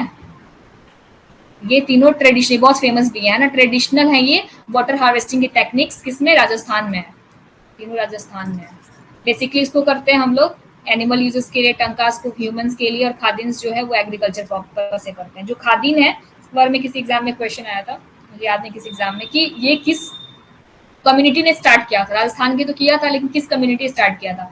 तो खादिन जो टेक्निक है ये वहाँ की जो पालीवाल है ना, पालीवाल ब्राह्मण्स, ये राजस्थान के जो पालीवाल ब्राह्मण्स हैं उन्होंने ये वाली खादिन वाली, ये जो वो है वाटर हार्वेस्टिंग टेक्निक है, उन्होंने स्टार्ट किया था, ठीक है। तो ये तीनों राजस्थान के, राजस्थान में आपको बता दिया मैंने, खादिन वाला किसने स्टार्ट किया था, पालीवाल ब्राह्मण्स ने, ठीक है। तो ये ध्यान रखना आप लोग किसमें आएगा, ये आपको सरफेस रन ऑफ जो वाटर था, वाटर हार्वेस्टिंग, उस वो हमने फील्ड में किया। दो टर्म, दो इसमें आते हैं, एक तो शॉर्ट टर्म टेक्निक, एक लॉन्ग टर्म। शॉर्ट टर्म करने के लिए हम वहाँ पे सिर्फ कंटूरिंग कर बंडिंग कर देंगे, कंटूर बंड्स बना देंगे, ट्रेंचेस वगैरह बना देंगे। लेकिन अगर थोड़ा सा हमें लॉन्ग टर्म के लिए, मतलब ऐसा कि हम सोच लें कि अगले भी सीजन में उसको यूज कर लें, अगले क्रॉप्स के लिए यूज कर लें, तो हमें क्या करना पड़ेगा, हमें बेड्स, पॉन्ड्स बनाने पड़ेंगे, फार्म पॉन्ड्स वगैरह, पर्कुलेशन टैंक्स, या फिर जो मैंने अभी बताया ये ओल्ड जो ट्रेडिशनल मेथड्स है, खादिन्स, नदी, टंकाज, ये सब बनाने पड़ेंगे, और उसमें पानी को हमें स्टोर रखना पड़ेगा ताकि उसको हम आगे यूज कर लें, ठीक है। अब नेक्स्ट क्या था, रन ऑफ इंड्यूस वाला, उसको मुझे बताने की वापस जरूरत नहीं है क्योंकि आपको जो मैंने उससे बताया है अभी, लैंड अल्टरेशन और वही वाला run off induced water harvesting, ये वही वाला है, सेम टू सेम, कि हमें इसमें लैंड अल्टरेशन करने की जरूरत है ताकि हम जो फील्ड का यहाँ का, मान लो जैसे कुछ कुछ ऐसे फील्ड हैं कि जस्ट यहाँ वाला जो कल्टीवेबल नहीं है लेकिन यहाँ वाला है, थोड़ा यहाँ की फर्टाइल है एज कम्पेयर टू उसके कंपेरेटिवली ये बहुत ज्यादा फर्टाइल है, तो क्या करेंगे हम लोग यहाँ से रन ऑफ को इंड्यूस करा देंगे, यहाँ से रन ऑफ को इंड्यूस करा देंगे ताकि हमारा जो कल्टीवेबल एरिया है, जो जहाँ पे प्रोडक्शन अच्छी हो सकती है, उस एरिया में हम उस पानी को यूज करें, ना कि इस एरिया में। तो इसको रन ऑफ इंड्यूस, इसके लिए दो बता दिया मैंने आपको, लैंड अल्टरेशन करते हैं, और सेकंड क्या, कुछ केमिकल्स यूज करते हैं जो कि पोर्स को फिल कर देता है, उसकी वजह से रन ऑफ इंड्यूस हो जाते हैं, ठीक है। ये बताने की जरूरत है नहीं मुझे वापस से। एक और आती है, नेक्स्ट क्या होता है, in situ water harvesting, in situ water harvesting, इसको वैसे इन सीटू बोल देते हैं, इसका जो सही प्रोनाउंसिएशन है वो इन सीटू है ना, इन सीटू वाटर हार्वेस्टिंग। इसमें क्या करते हैं, इन सीटू का मतलब लोग पहले भी समझते होंगे, एक्स और इन सीटू और एक्स सीटू आपने सुना होगा। इन सीटू मतलब जहां पानी आया, जहां रेनफॉल हुई, जिस जगह पे हुई वहीं पे हम स्टोर कर देंगे, जिस जगह पे हुई वहीं पे हम स्टोर करेंगे, मतलब उसी फील्ड पे उसी जगह पे, तो इसको हम बोलते हैं इन सीटू। एक्स सीटू का मतलब होता है जहां पे रेनफॉल हुई हमने वहां स्टोर नहीं किया, उसको ले जाके किसी और जगह पे किया, किसी और प्लेस पे किया हमने उसको स्टोर, तो क्या बोलते हैं उसको, एक्स सीटू। मतलब जहां पे रेनफॉल हुई उस जगह पे नहीं करके हमने किसी और प्लेस पे उसको स्टोर किया है ना, किसी और प्लेस पे स्टोर किया है, तो उसको बोलते हैं एक्स सीटू। जिस भी स्ट्रक्चर को हमने बना के किया हो लेकिन जहां पे हुई वहां पे नहीं किया, हमने कहीं और किया, that is ex situ. In situ का मतलब होता है जहां पे रेनफॉल हुई वहीं पे हमने उसको स्टोर कर लिया, ठीक है, तो उसको बोलते हैं इन सीटू। अब इन सीटू में ऐसा है कि कुछ मॉडिफिकेशंस हम करेंगे लैंड, मान लो जैसे कि रेनफॉल हुई, फील्ड में रेनफॉल हुई, तो आप खुद सोचो ना कि वहीं पे जहाँ पे हो रही है रेनफॉल वहीं पे हमें कलेक्ट करना है, दैट मीन्स कुछ ना कुछ हमें अपने लैंड में मॉडिफिकेशन करना होगा, कुछ ना कुछ क्या करना पड़ेगा, हम अपने लैंड में मॉडिफिकेशंस करना होगा। तो एक चीज हो सकती है कि हम क्या करेंगे, हमारा जो एक ये लैंड है मान लो, ठीक है, ये एक लैंड है जहाँ पे हमने क्रॉप्स लगाए हैं, क्रॉप्स, ठीक है, मान लो उसकी 3 रोज हैं। अब क्या करेंगे, दोनों रोज के बीच में, ठीक है, दोनों रोज के बीच में हम क्या करेंगे, एक ट्रेंच बना देंगे, फरो जो कह लो, फरो या ट्रेंच जो भी है, ठीक है, ये बना देंगे। अब इसमें क्या होगा, रेनफॉल आई, इसी फील्ड पे आई रेनफॉल और यहीं पे स्टोर हुआ, क्योंकि ये डिप्रेशन है, इसके कंपेरेटिव नीचे है ना, फरो है ये। तो यहाँ पे हमने क्या किया, यहाँ की मिट्टी को निकाल के, मतलब डग आउट करके हमने इधर के फील्ड में डाल दिया, यहाँ की मिट्टी निकाल के इधर फील्ड में डाल दिया, यहाँ की मिट्टी निकाल के इधर फील्ड में डाल दिया, यहाँ की इधर। तो क्या हुआ, ये जो एरिया था, ये क्या हुआ, इसमें डिप्रेशन हो गया, मतलब इसके कंपेरेटिव नीचे हो गया। तो क्या होगा, ये फरो टाइप एक्ट करेगा और यहाँ पे हम क्या करेंगे, वाटर हमारा जो रेनफॉल आया वो स्टोर हो गया।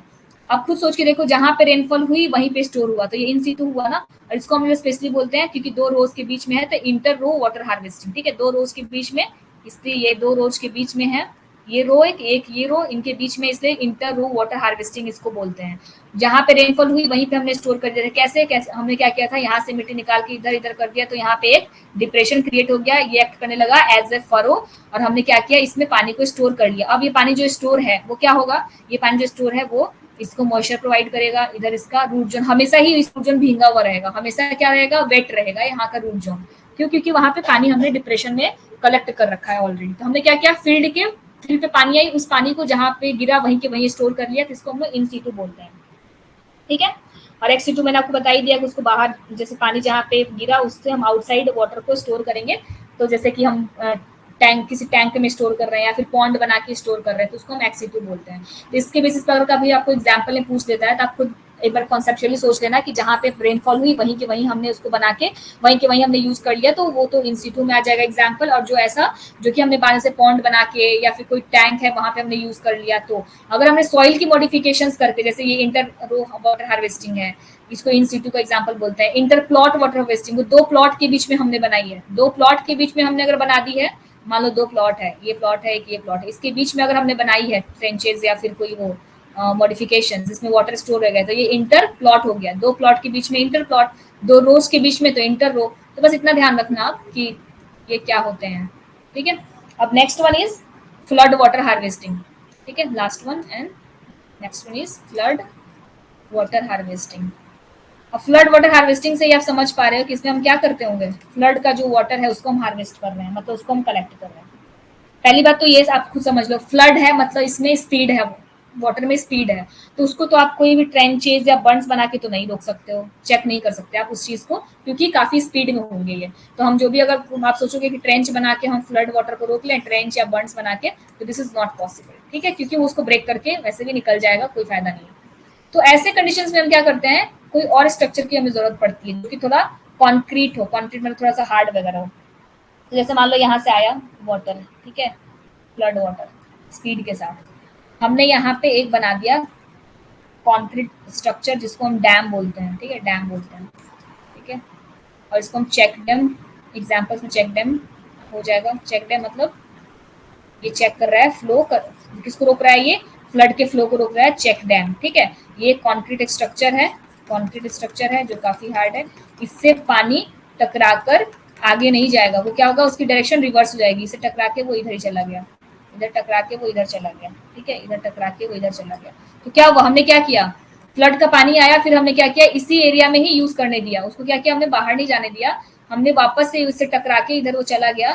डैम का ये काम होता है ना, आपने भी देखा होगा, कभी आप जाते हो किसी किसी डैम पे घूमने के लिए, तब क्या देखते हो कि वहां पे पानी रुका हुआ, इस डैम से रुक गया। अगर उस डैम को जैसे होता है ना, जब फ्लड की कंडीशन बहुत ज्यादा क्रिएट होती है, मतलब ओवरफ्लो होता है वाटर का, तब क्या किया जाता है, कोई एरिया, मान लो कि हमने चेक डैम, हमारे पास कोई डैम है, हमने पानी को कलेक्ट कर रखा है, पता चला किसी एरिया में फ्लड की कंडीशंस बहुत खतरनाक स्टार्ट हो गई, तो आपने सिचुएशन में सुना होगा कि डैम को फिर ओपन कर दिया था। तो इसमें कुछ कुछ आउटलेट्स भी होते हैं, कुछ कुछ आउटलेट्स भी होंगे, जब कंडीशन ऐसी आएगी कि ओवर यहाँ फ्लडिंग हो जाएगी, मतलब बहुत ज्यादा हमने पानी को रोक दिया, तो उस टाइम पे इसको हम आउटलेट को ओपन भी कर सकते हैं, ठीक है। तो चेक डैम्स में ये होगा कि सेम वही कंडीशंस जैसे आप डैम्स वगैरह का पढ़ते हो, वाटर हार्वेस्टिंग, वो भी एक टेक्निक है जो हम डैम बनाते हैं, हर स्टेट में होता है। तो डैम क्या होता है, वाटर हार्वेस्टिंग का ही टेक्निक है, पानी को रोक रहे हैं हम, पानी को स्टोर कर रहे हैं, उसको हम बहने नहीं दे रहे हैं, यूटिलाइजेशन के लिए, ड्रिंकिंग वाटर के लिए, इलेक्ट्रिसिटी को जनरेट करने के लिए। तो इन द सेम वे क्या होगा, कि यहाँ से पानी रिटर्न होकर इधर जाएगा, लेकिन जब देखेंगे बहुत ज्यादा पानी की इम्पाउंडिंग हो गई है, तो तब यहाँ पे जो कुछ कुछ होते हैं यहाँ पे आउटलेट्स, उसको हम ओपन करते हैं। तो जनरली आप बस ये ध्यान रखो कि कॉन्क्रीट एक स्ट्रक्चर होगी जो क्या करेगी, यहाँ के फ्लड वाले वाटर को रोकेगी और इनको इधर ही आने देगी। उसकी वजह से क्या होगा, जो यहाँ पे एरियाज हैं उनमें हम काफी एफिशिएंटली पानी को यूज करके वहाँ पे क्रॉप प्रोडक्शन कर पाएंगे। ठीक है, तो एक वाटर हार्वेस्टिंग का ये हो गया। अगर नहीं करते तो क्या होता, फ्लड वाटर चला जाता, वो कहाँ जाता, किस जाके लास्टली कहाँ उसका आउटलेट होगा, किसी ओशियन में, सी में, कहीं भी जाके मिल जाता, लेकिन हम इसको यूज नहीं कर पाते किससे, एग्रीकल्चर पर्पज के लिए। तो इसलिए हमने वाटर हार्वेस्टिंग की, ताकि हम इसको एग्रीकल्चर पर्पज के लिए यूज कर सकें। ठीक है, अब आते हैं next is method of water harvesting. ठीक है, ये टाइप्स हैं। टाइप सबको समझ में आ गया? ठीक है, और एक और चीज डैम्स का फायदा होता है। डैम्स का फायदा आपने जनरली आपको पता ही होगा कि ये ग्राउंड वाटर को रिचार्ज करता है। ग्राउंड वाटर को रिचार्ज करता है। कैसे रिचार्ज करता होगा, खुद सोच के देख लो कि मान लो हमने ये डैम था, हमने पानी को रोक दिया बिल्कुल, और पानी रिवर्स जा रही है इधर ही डायरेक्शन में, तो हमने क्या किया, प्रेशर बढ़ा दिया ना, पानी इधर से आई, टकरा के इधर गई, तो हमने इसी एरिया में इतना प्रेशर बढ़ा दिया, इतना प्रेशर बढ़ा दिया कि पानी जबरदस्ती इन्फिल्ट्रेट कर रही है, जा रही है, अंदर तक जा रही है, और वो ग्राउंड वाटर को जाके रिचार्ज कर रही है। ठीक है, तो एक डैम का बहुत अच्छा ऑब्जेक्टिव भी होता है, मतलब उसका बेनिफिट होता है कि वो ग्राउंड वाटर को रिचार्ज करता है। ठीक है, एक और चीज होगा, फ्लड की वजह से जो हैवी इरोजन हो रहा था, ठीक है ना, तो ये क्या होगा, बस ये चीज है कि फ्लड की कंडीशन जो है उसकी वजह से इरोजन जो हो रहा था उसको एक बस इसका आप कांस्टेंट कह सकते हो कि ये इरोजन थोड़ा क्रिएट करता है। क्योंकि आप खुद सोच सकते हो फ्लड की कंडीशन आती है तो इरोजन होता है, तो इसका बस एक यही बेनिफिट्स तो है, लेकिन इसका एक कांस्टेंट ये है, इसका लिमिटेशन ये होगा कि जो फ्लड हम रोक रहे हैं उसकी वजह से इरोजन की प्रॉब्लम भी क्रिएट हो सकती है। ठीक है, अब आते हैं next method of water harvesting. ये है आपके बुक में रेडी और SR रेड्डी में। ठीक है, तो ये आपको वहां से पढ़ना है, मैं अभी पढ़ा दूंगी, उसको कर देना, रिवाइज कर लेना।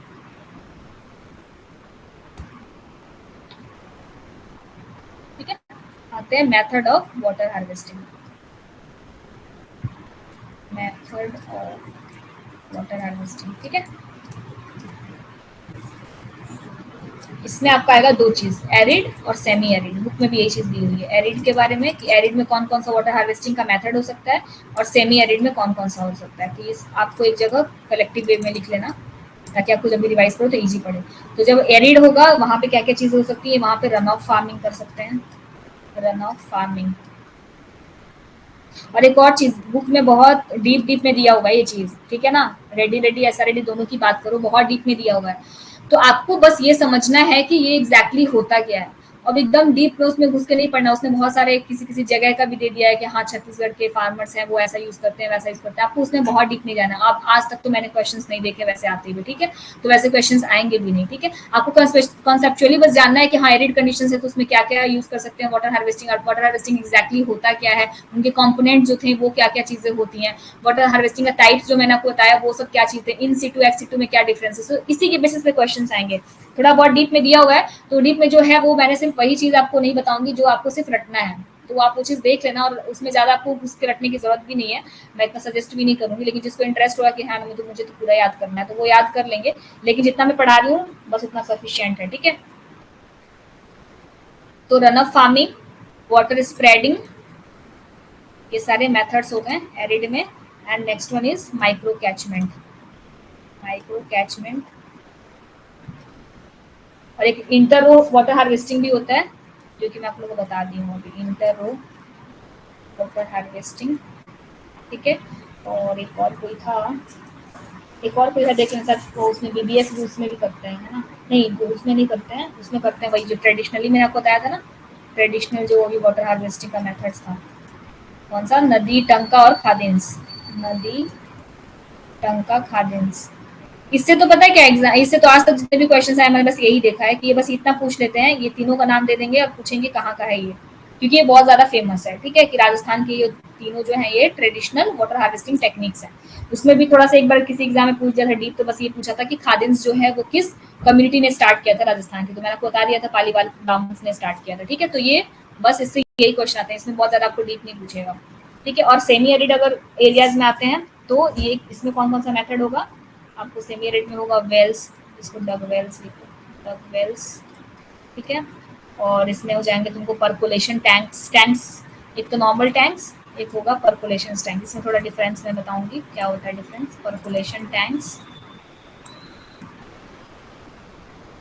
और इंटर रो इसमें भी होगा, inter row water harvesting and BBF broad bed furrow and farm pond, BBF and farm pond, ये एक ही में भी है, एक में भी है और अलग अलग भी है दोनों। एक जगह है बीबीएफ, फार्म पॉन्ड अलग है, और एक जगह बीबीएफ एंड फार्म पॉन्ड एक साथ दिया हुआ है, ठीक है, बीबीएफ एंड फार्म पॉन्ड, ठीक है।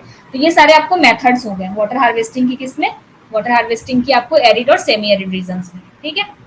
अब आते हैं अलग अलग पढ़ते हैं फिर। देखो रन ऑफ फार्मिंग में आपको फिर से नहीं बताऊंगी, रन ऑफ फार्मिंग मैंने आपको ऑलरेडी बता दिया, बताया ना अभी, जो इंड्यूस करते हैं रन ऑफ को, बस यही वाली बात है। अभी आपको मैंने बता ही दिया कि एरिड में करते हैं वो चीज, ठीक है ना, और कैसे करते हैं वो मैंने आपको बता दिया। रन ऑफ को इंड्यूस करते हैं, क्यों क्यों करते हैं कि कुछ एरियाज ऐसे हैं जहाँ पे कल्टीवेशन बिल्कुल पॉसिबल नहीं है, तो हम क्यों वहाँ पे मॉइस्चर को जानबूझकर सॉइल में जाने दें, उस मॉइस्चर को हम एक्सट्रैक्ट करते हैं वहां से हम लोग इंड्यूस कर देते हैं रन ऑफ को, ताकि हम स्टोर करके ऐसे एरिया में यूज कर सके जहाँ पे सच में कल्टीवेशन पॉसिबल है। एरिड एरिया में ऐसे करेंगे तो उसको हम लोग रन ऑफ फार्मिंग उसी को ही बोलते हैं, ठीक है, क्योंकि हमारा सारा एरिया कल्टीवेबल नहीं है तो इसलिए करते हैं। और ये भी चीज एरिड जोन में कर रहे हैं, मतलब जहाँ पे लो रेनफॉल एरियाज हो रहा है उसमें करते हैं, ठीक है। तो कैरेक्टरिस्टिक्स इसका पूछ दे रहा ना फार्मिंग का, तो यही वाली बात है, लो रेनफॉल एरिया जो वहाँ पे एरिड जोन से वहाँ करते हैं, वहाँ पे जो सारे एरियाज हैं वो कल्टीवेबल नहीं होते हैं, इसलिए हम क्या करते हैं, जो हमारा नॉन कल्टीवेबल एरिया है, अनकल्टीवेबल जो एरिया है, वहाँ पे हम इंड्यूस करते हैं run of different different process से। जैसे मान लो लैंड का अल्टरेशन कर दिया, कैसे, उसमें हमने क्या कर दिया, जो रॉकी और रॉकी थे या वेजिटेशन रॉक्स वगैरह वेजिटेशन था उसको क्लियर कर दिया, या फिर हमने सॉइल का क्या किया, कॉम्पैक्शन बढ़ा दिया, उसकी वजह से इंड्यूस हो गया रन ऑफ। सेकेंड चीज क्या कर सकते हैं, हम कुछ केमिकल्स को उसमें मिला देते हैं, जैसे एस्फाल्ट हो गया, लेटेक्स हो गया, वैक्सिस हो गए, ऐसे उसको हम उसमें मिला देंगे, उसकी वजह से जो सॉइल्स के पोर्स होते हैं वो क्लॉग हो जाएंगे, वो बंद हो जाएंगे, पोरोसिटी कम हो जाएगी, इन्फिल्ट्रेशन कम हो जाएगा, और रन ऑफ का रन ऑफ जो है इंड्यूस हो जाएगा। उसकी वजह से क्या होगा कि रन ऑफ इंड्यूस होगा तो वहां से निकलकर पानी आएगा, हम उसको स्टोर कर लेंगे, स्टोर नहीं करेंगे तो डायरेक्टली फील्ड पे भी यूज कर सकते हैं। मान लो कल्टीवेबल एरिया यहाँ पे है, कल्टीवेबल एरिया इधर नहीं, यहाँ नहीं है, आगे बढ़ते हुए जहाँ पानी जाएगा वहां तो कल्टीवेबल एरिया है, वहां की रूट जोन्स में वो यूज हो जाएगा, ठीक है। तो इसको हम लोग बोलते हैं रन ऑफ फार्मिंग, ठीक है। Second one is water spreading. अब वाटर स्प्रेडिंग क्या है, स्प्रेड का मतलब ये आप लोग समझ रहे हैं, पानी का फैल जाना, ठीक है, पानी का क्या हो जाना, फैल जाना, ठीक है। तब इसको बताती हूँ, ये थोड़ा सा पिछला जो बताई थी उससे रिलेट कर लेना, जो मैं फ्लड वाटर में बताई थी ना, थोड़ा वही वाला कॉन्सेप्ट है इसमें भी। इससे भी क्या होगा कि आपको, लेकिन वो फ्लड की कंडीशन में था, बहुत ज्यादा पानी थी, लेकिन ये वो वाली कंडीशन नहीं है। कॉन्सेप्चुअल प्रिंसिपल्स आपको सेम लगेंगे, लेकिन जो वो है फैक्टर्स अलग अलग। जैसे उसमें फ्लड था, पानी की बहुत तेज वेलोसिटी वगैरह थी, पानी ज्यादा था। ये क्या है कि नॉर्मल है, लो रेनफॉल एरिया में नॉर्मल पानी आया, ठीक है ना। वाटर स्प्रेडिंग मतलब हमें पानी को स्प्रेड कराना है उसी एरिया में जहां हमें जरूरत है। तो मान लो पानी आई, ठीक है, अब हमने यहाँ पे क्या किया, ये फील्ड है, पानी आई, हमने क्या किया यहाँ पे एक, हमने यहाँ पे एक वो कर दिया, क्रिएट कर दिया, क्या इसको अर्दन डैम्स भी बोल सकते हैं। अर्दन डैम्स मतलब क्या होता है, जो मिट्टी की स्ट्रक्चर क्ले वगैरह को यूज करके कोई एक डैम टाइप स्ट्रक्चर क्रिएट कर देना, ठीक है। तो एक हमने यहाँ पे अर्दन डैम क्रिएट कर दिया, ठीक है। इसको हम क्या क्या कह सकते हैं, किसकी हेल्प से, या फिर डाइक्स बना दिया, ये सब याद रखना। डाइक्स भी क्या है, सिंपल एक स्मॉल डैम है, डाइक्स जिसको बोलते हैं, है ना, स्मॉल डैम है ये डाइक्स, या फिर वो बंड्स वगैरह कोई बना दिए, ठीक है, या फिर हम लोग कोई फेंसिंग फेंसिंग कर दिया हमने, फेंसेस बना दिए, या फिर और क्या, डिचेज, डिच वगैरह, ठीक है। तो ये सब बस क्या हो गया, आप बस इतना ध्यान रखना, डाइक्स, बंड्स, फेंसेस, डिचेस वगैरह कुछ एक स्ट्रक्चर यहाँ पे हमने बना दिया, अर्दन डैम बना दिया, ताकि जो ये पानी आए वो आगे ना बढ़ के क्या हो, फिर वही वाली कंडीशन जो मैंने आपको पिछले बताया था, यहाँ से डेविएट हो जाए इधर, वो इधर, क्योंकि स्ट्रक्चर है इसके आगे तो जा नहीं पाएगा, डेविएट हो जाए और जाके हमारे उसी फील्ड में यूज हो जहाँ पे हम चाह रहे थे कि ये पानी रुके। पानी रुक गया, हमारी बात तो हुई है ना, हमने इसको इम्पाउंड यहाँ पे वो कर दिया, रोक लगा दिया यहाँ पे, किससे आगे था आप नहीं जा सकते, तो ये क्या होगा, इधर ही डाइवर्ट हो जाएगा और अच्छे से यहाँ की जो पानी वहाँ सरफेस है उसको पानी मिल जाएगा, हम यहाँ पे कल्टीवेशन कर लेंगे। तो क्या हुआ, वाटर की स्प्रेडिंग हो गई, ये स्प्रेड ही तो हो रहा है ना पानी। पहले क्या था, ये स्ट्रेट निकलने वाला था, इधर निकलने वाला था, लेकिन हमने क्या किया, इसको एक बैरियर लगा के, एक हमने अर्दन डैम लगा के क्या किया, हमने बनाकर ये पानी को डाइवर्ट कर दिया और उसी फील्ड में ही ये यूज होते जा रहा है, ठीक है। तो आप खुद सोच के देखो, ये जो होता है इसकी हाइट ऑलमोस्ट हम रखते हैं, ऑलमोस्ट हम 2 फीट और 1 मीटर, 2 फीट और 1 मीटर ऐसे करके हाइट इसका रखते हैं हम, ठीक है। ये जो अर्दन डैम है, ठीक है। अब इससे क्या होगा हमारा, कि जो वाटर था वो हमने एफिशिएंटली यूज कर लिया उसी एरियाज में जहां पे हमें उसकी जरूरत थी। ठीक है, पानी को हमें जान दे। अब पिछले वाला मैंने क्या फ्लड वाले में बताया था, तो बस ये डिफरेंसेस उसमें और इसमें क्या है कि फ्लड वाले में क्योंकि फ्लड की स्पीड बहुत ज्यादा है, पानी बहुत ज्यादा है, तो हमें एक कॉन्क्रीट स्ट्रक्चर की जरूरत पड़ी है, मतलब एक हार्ड डैम की जरूरत पड़ी है। तो वो क्या था, चेक डैम था। ठीक है, यहाँ पे अर्दन डैम मतलब वहां पे जो चेक डैम था वो किस चीज का था, कॉन्क्रीट मतलब सीमेंट वगैरह से बनी हुई थी, ताकि वहां की पानी की स्पीड बहुत ज्यादा थी, वेलोसिटी बहुत ज्यादा थी। जो हमारा फ्लड था वो अगर इसको अर्दन डैम बना देते तब तो उसको वो तोड़ उड़ के निकल जाता, कोई फर्क नहीं पड़ता। तो इसमें इसलिए हमने क्या किया, डिफरेंस दोनों में क्या है, वाटर स्प्रेडिंग में और फ्लड वाटर हार्वेस्टिंग जो था उसमें क्या था कि हमने चेक डैम इसलिए लगाना पड़ा हमने क्योंकि वहां पे फ्लड की कंडीशन थी, फ्लड वाटर था, उसकी स्पीड बहुत ज्यादा थी, तो उसको रोकने के लिए एक हार्ड सरफेस चाहिए, मतलब एक हार्ड स्ट्रक्चर चाहिए था। तो हमने चेक डैम बनाया वहां पे, तो वहां की वाटर भी फ्लड जो थी वो रुक के डाइवर्ट होके हमारे फील्ड पे यूज हो गई। ठीक है, in the same way water spreading मतलब वाटर को हम स्प्रेड कर रहे हैं, लेकिन इसमें वो फ्लड वाली कंडीशंस नहीं है, इसमें नॉर्मल जो लो रेनफॉल एरियाज हैं वो वो है, लो रेनफॉल हो रहा है मतलब, और उसका से पानी यहाँ पे आएगा। और जो यहाँ पे स्ट्रक्चर है ये अर्दन डैम है, मतलब ये हमारा चेक डैम नहीं है, ये सीमेंट वगैरह का नहीं बना हुआ है, ये अर्थ के मतलब क्लेज वगैरह स्ट्रक्चर से ही बना हुआ है। ठीक है, क्ले वगैरह से। तो इसको क्या किया, इसने एक बैरियर प्रोवाइड किया और इसका जो वो था वेलोसिटी था उसको भी रिड्यूस कर दिया। वेलोसिटी तो नहीं थी इसमें क्योंकि नॉर्मल रेनफॉल था, इसको डाइवर्ट किया बेसिकली, इसके रेनफॉल की जो वो जो बारिश की पानी था उसको इसने इधर डाइवर्ट कर दिया और इसी फील्ड में यूज हो गया, तो इसको वाटर स्प्रेडिंग बोलते हैं। ठीक है, वाटर स्प्रेडिंग। उसके बाद से माइक्रो कैचमेंट। ठीक है, उसका आता है माइक्रो कैचमेंट। तीन चीज बताया था ना मैंने आपको, उसमें एरिड में कौन कौन से करते हैं। ठीक है, माइक्रो, इसको जस्ट पढ़ाने के बाद ना आज आप लोग तुरंत ही पढ़ लेना, हो सकता है आज वाले में थोड़ा थोड़ा कंफ्यूजन आपको हो। कंफ्यूजन क्या, थोड़ा अजीब सा है ये, मैंने भी पढ़ा था तो बोरिंग लगता है ना। तो माइक्रो कैचमेंट में क्या होगा, माइक्रो का मतलब मैंने आपको बताया था स्मॉल, कैचमेंट मतलब एरिया। अब जैसे इसमें क्या करते हैं कि हमारा एक फील्ड है, ठीक है, हमारा एक फील्ड है, लैंग्वेज ना मैं आपको बहुत इजी लैंग्वेज में समझा रही हूँ ना, इसी को थोड़ा ना टफ करके आपका लिखा हुआ है रेडी रेडी ऐसा रेडी में। ठीक है, तो उसको आप डिकोड करने की थोड़ा कोशिश करना, मैं जो बोली हूँ उस चीज से रिलेट करके कि हाँ मैम ने जो बताया था वो तो आप डिकोड कर लोगे तो आप इजिली समझ जाओगे, नहीं कर पाओगे फिर दिक्कत होगी। ठीक है, तो ये मान लो कि हमारा लैंड वो है, एरिया है। अब इसमें क्या किया हमने, छोटे छोटे इसको माइक्रो कैचमेंट मतलब क्या, ऐसे एरिया जहाँ पे पानी हमारा स्टोर होगा। ठीक है, मतलब पानी जहाँ से हम लेंगे, कलेक्ट करेंगे, कैचमेंट। तो क्या किया हमने, इसको छोटे छोटे पहले पार्ट्स में हमने डिवाइड कर दिया। ठीक है, छोटा छोटा मतलब माइक्रो, माइक्रो शेप साइज में इसकी हम रखते हैं। जनरली जो साइज है वो हम रख सकते हैं 15 से 20 मीटर स्क्वायर। ठीक है, इसकी साइज जो है वो 15 से 20 मीटर स्क्वायर है, या फिर आप कह सकते हो 3 metre into 5 metre, 4 metre into 5 metre. ठीक है, वही सेम चीज हो गया। ये मैंने डायमेंशन बता दिया, ये एरिया के फॉर्म में बता दिया, 15 से 20 मीटर स्क्वायर या फिर 3 मीटर, 3 मीटर इंटू 5 मीटर और 4 मीटर इंटू 5 मीटर किसका हम लोग साइज रखते हैं। ठीक है ना, एक कैचमेंट एरिया का। अब इसमें क्या होगा कि पानी आया, ठीक है, पानी आया, सब में आया पानी। ठीक है, सब में पानी आया। ठीक है, आया। अब हम क्या करते हैं, यहाँ पे एक स्ट्रक्चर बनाते हैं, स्ट्रक्चर नहीं बनाते हैं बेसिकली, यहाँ पे एक डिप्रेशन क्रिएट करते हैं। डिप्रेशन कैसे क्रिएट करते हैं, यहाँ की मिट्टी को हटा देंगे, ठीक है, डिप्रेशन क्रिएट हो जाएगा, गड्ढा जैसे बन जाएगा यहाँ पे। ठीक है ना, तो ये बस याद रखना, ये उसमें बुक में भी दी हुई है वर्ड कि बॉटम ऑफ जो माइक्रो कैचमेंट एरिया है, बॉटम नीचे वाला जो पार्ट है, उसको हम यूज करते हैं सिर्फ कल्टीवेशन के लिए। कल्टीवेशन के लिए हमने क्या किया, इस पूरे एरिया को नहीं यूज कर रहे हैं, हम क्या करें कि हमारा जो मेन फील्ड था उसको छोटे छोटे माइक्रो कैचमेंट में हमने उसको डिवाइड कर दिया।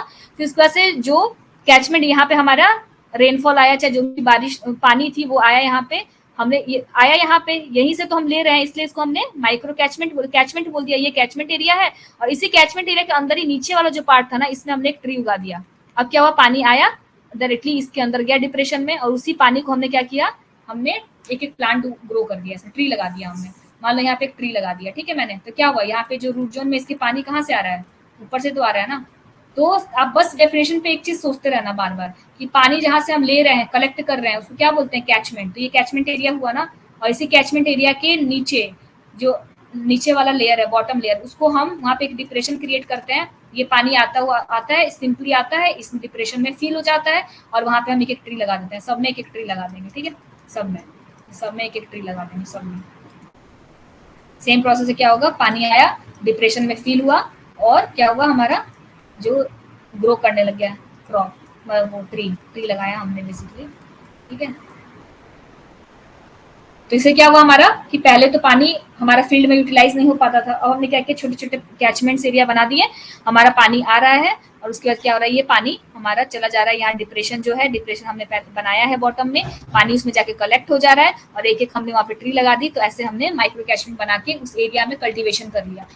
बेसिकली हमें क्या करना, हमारा ऑब्जेक्टिव क्या है, कल्टीवेशन करना, ठीक है ना। अब ड्राईलैंड एरिया में अगर हम कुछ भी नहीं करें तो हम तो ऐसे हाथ पे हाथ धरे हुए बैठ जाएंगे कि अरे वहां पे तो हमारी इरिगेशन फैसिलिटीज नहीं है, वहाँ की तो जो क्लाइमेटिक कंडीशन है वो फेवरेबल नहीं है, तो फिर तो देखो हमारे इंडिया का जो मैक्सिमम पार्ट है तो ड्राईलैंड में आता है, फिर तो हमारी कभी क्रॉप प्रोडक्शन से हम नहीं कर पाएंगे सिर्फ अगर इरिगेटेड पे डिपेंड रहेंगे तो इसलिए ड्राईलैंड का में हमारा ये ऑब्जेक्टिव, अब इसलिए हम फोकस साइंटिस्ट वगैरह इसलिए कर रहे हैं इस पे कि कुछ कुछ ऐसे टेक्निक्स हम क्रिएट करें ताकि जो ड्राईलैंड एरियाज में क्रॉप्स थे जिनका फेलियर पहले बहुत ज्यादा था उसको हम डे बाय डे मिनिमाइज कर सकते हैं, अपने प्रोडक्शंस को बढ़ा सके, अपने यील्ड को बढ़ा सके, अपने अपने जो एक्सपोर्ट है उसको हम ज्यादा कर सके और हमने जीडीपी को बढ़ा ज्यादा कंट्रीब्यूशन दे सके एग्रीकल्चर का, ठीक है।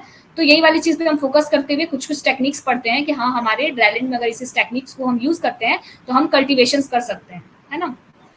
एक माइक्रो कैचमेंट, एक और चीज मैंने आपको बताया था इंटर रो वाटर हार्वेस्टिंग, वो भी दी हुई है, इंटर रो वाटर हार्वेस्टिंग वो आपको मैंने बता दिया था, ठीक है, कैसे करते हैं। आप बुक में पढ़ोगे तो आप कहोगे मैम उसमें तो रिज और फरो के फॉर्म में दिया हुआ, तो सेम चीज है, ठीक है ना। आप रो के बीच में कर रहे हो ना, आप वो फरो बना के करो, वो आप रो दो रो के बीच में कर लो, वो आप रिज एंड फरो बना के करो, कुछ भी करो, आप क्या कर रहे हो, बस बीच में क्रिएट कर रहे हो, इंटर रो के बीच में आप क्रिएट कर रहे हो क्या, डिप्रेशन, जहाँ पे पानी आपका कलेक्ट हो रहा है। तो सेम चीज है वहां पे जो आप पढ़ोगे बुक में, वो भी है जो मैंने आपको बताया वो चीज भी, ठीक है। आप फरो रिज एंड फरो वाला कॉन्सेप्ट इसमें फॉलो करो, वो मैं आपको इसलिए यहाँ नहीं बता रही हूँ क्योंकि आपको बीबीएफ में पढ़ाऊंगी ब्रॉड एंड फरो मेथड में, तो उसमें आपको ये रहेगा कि ब्रॉड बेड में कि हाँ बेड और फरो बता दिया तो आपका कॉन्सेप्ट वहाँ क्लियर हो जाएगा। इसलिए आप यहाँ पे ध्यान रखो कि दो रोज के, जैसे मैंने आपको बताया था थोड़ी देर पहले कि ये हो गया क्रॉप का रो हो गया, इस रो के बीच में हमारा जो बीच वाला इंटर रो है इसको हमने यूज किया, कैसे, यहाँ की मिट्टी को इधर निकाल के, यहाँ से मिट्टी यहाँ निकाल के, डिप्रेशन क्रिएट हो गया और यहाँ पे वाटर आके फिल हो गया, ठीक है, वाटर फिल हो रहा है और इसको हमने यूज किया, ठीक है। तो इसको हम बोलते हैं इंटर रो वाटर हार्वेस्टिंग, ठीक है, इंटर रो वाटर हार्वेस्टिंग। वैसे आपका बुक में दिया होगा कि इंटर वाटर, उसमें हम क्या करते हैं, फरो होता है, रिज होता है, तो रिज जो है वो ऑफकोर्स सबको पता है कि रिज जो होता है वो ऊपर होता है, फरो ऐसे ऐसे होगा, ये रिज है, ये फरो है, पानी इसमें कलेक्ट हुआ तो क्या हुआ, ये रीज में मतलब हम इस पे क्रॉप मान लो लगा रहे हैं, ठीक है, तो क्या हुआ कि दो के बीच में हमने फरो क्रिएट किया, ठीक है। और बहुत सारे कंडीशंस आपको ऐसे आएंगे जहाँ पे हम लोग फरो में ही क्रॉप को लगाते हैं, जो हाई वाटर रिक्वायरिंग क्रॉप्स हैं उसको हम कहाँ लाएंगे, फरो में लगाएंगे ना, क्योंकि यहाँ पे पानी ज्यादा है, रीज पे नहीं लगाएंगे उसको। जो लेस वाटर रिक्वायरिंग क्रॉप्स हैं उनको हम रीज पे लगाएंगे क्योंकि रीज पे पानी थोड़ा कम है, ज्यादा पानी किस में है, फरो में है। फरो से क्या होगा, पानी हल्का ये इधर इधर इधर इधर जाएगा, तो जो ये वाले क्रॉप्स हैं, रीज पे जो क्रॉप्स लगे हैं उनको वाटर यहाँ से मिलेगा, लेकिन इन क्रॉप्स को डायरेक्टली मिलेगा क्योंकि हाई वाटर रिक्वायरिंग है, ठीक है। यही सब थोड़ा थोड़ा उसमें कॉन्सेप्ट दिए हुए हैं, ठीक है, तो ये ध्यान रखना। और एक और जो मैंने ट्रेडिशनल वाटर हार्वेस्टिंग था आपको एडिड जोन्स में, वो मैंने आपको बता दिया क्या क्या होते हैं, वो नदी, टंका और खादिम्स होते हैं जो कि राजस्थान में एक ओल्ड वाटर हार्वेस्टिंग का टेक्निक्स है, ठीक है। अब आते हैं next one, semi arid regions के लिए। एरिड वाला मैंने आपको सारा एक्सप्लेन कर दिया, अब सेमी एरिड रीजन में क्या क्या करते हैं। सेमी एरिड रीजन में थोड़ा कंपैरेटिवली रेनफॉल ठीक ठाक हो रहा है एज कम्पेयर टू किसके, एज कम्पेयर टू एरिड के, ठीक है। तो सेमी एरिड में क्या होगा, पहले डग वेल्स, ठीक है, डग वेल मतलब उसमें हम लोग वेल को डग करते हैं, गड्ढा को, मतलब वेल जो कुआं होता है उसको खोदते हैं, डग वेल, डग वेल्स, ठीक है। कुआं वाला कॉन्सेप्ट आप बचपन से जानते होंगे, ठीक है। उसमें क्या करते हैं हम लोग, वही बनाते हैं हम लोग, कलेक्ट, उसमें कुआं बनाते हैं, वेल बनाते हैं, फिर उसमें क्या करते हैं हम लोग, जैसे कि इसमें ये करेंगे हम लोग कुछ कुछ डिस्टेंस पे, ऐसे मान लो हमने वेल बना दिया, ठीक है, हमने वेल बना दिया। अब क्या होगा कि जैसे वाटर रेनफॉल आया, उसका पर्कुलेशन हुआ, वो नीचे गया, ठीक है। और अगर ये वेल वगैरह नहीं होता तो क्या होता, नॉर्मली क्या होता, वो ग्राउंड वाटर को मान लो रिचार्ज कर दिया। अब क्या होगा, वेल होने की वजह से ग्राउंड वाटर रिचार्ज हुआ ना, ग्राउंड वाटर जो रिचार्ज होगा वहीं से पानी तो इधर आता है ना कुआं में, आपको पता ही होगा सबको बचपन से, जो ग्राउंड वाटर है वहीं से तो पानी आता है ना कुआं में, कहीं और से थोड़ी आता है। तो ऐसे ही डगवेल बना देते हैं हम, मतलब रेनफॉल आई, पर्कुलेशन हुआ, ग्राउंड वाटर रिचार्ज हुआ। जनरली हम कुछ स्ट्रक्चर नहीं बनाएंगे तो क्या होगा, पर डीप पर्कुलेशन होते हुए चला जाता है पानी, या फिर रन ऑफ होकर चला जाएगा। अब इसमें क्या होगा कि डीप पर्कुलेशन हो, मतलब पर्कुलेशन हो गया, ग्राउंड वाटर रिचार्ज हो गया और ये चला गया वेल में, कुआं में चला गया ये पानी, उसी कुआं के पानी को हम लिफ्ट करके फॉर इरिगेशन यूज कर लेंगे, एक चीज होती है जो ये डगवेल्स होते हैं, कुआं का पानी, वो थोड़ा सा ना उसकी क्वालिटी खराब होती है, पुअर क्वालिटी का होता है। जो डगवेल्स की होती है पानी, उसका क्वालिटी जो होता है वो पुअर होता है। ठीक, क्यों होता है? क्योंकि इसमें कुछ डिजॉल्व सॉल्ट्स होते हैं, सोल्यूबल सॉल्ट्स होते हैं। पहले जमाने के लोग उसको यूज कर लेते थे पानी पीने के लिए, अब के यूज करेंगे तो बीमार पड़ जाएंगे, है ना।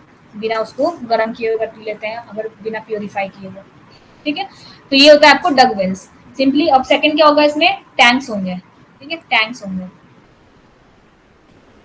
टैंक्स का मतलब आप जानते ही हो, टैंक जो होता है, ठीक है ना। इसमें टैंक में क्या क्या होता है? सिंपली आप कोई भी आपने, जैसे उसमें मैंने आपको बताया था कि रूफ वाले ने बताया था कि पानी आया टैंक में आपने कलेक्ट कर लिया, ऐसे सेम इसमें भी होगा। कोई एक फील्ड है, वहां से पानी हमने, पानी निकल रहा है, उसको हमने क्या किया? टैंक में कलेक्ट कर लिया। ठीक है, अब टैंक दो तरीके से हो सकते हैं, या तो आपने अंडरग्राउंड अगर रखा है, जैसे रूफ में बताया था, या तो सॉइल सरफेस के नीचे है टैंक, या फिर ऊपर है।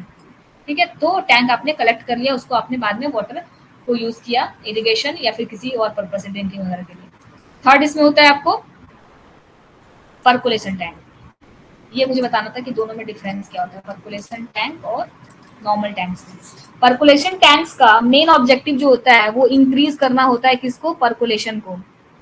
इंक्रीज पर्कुलेशन, ये पर्कुलेशन को इंक्रीज करता है। ठीक है, क्यों इंक्रीज करेगा पर्कुलेशन से? उससे क्या होगा? मैंने आपको थोड़ी देर पहले बताया था, रिचार्ज होगा क्या? Ground water.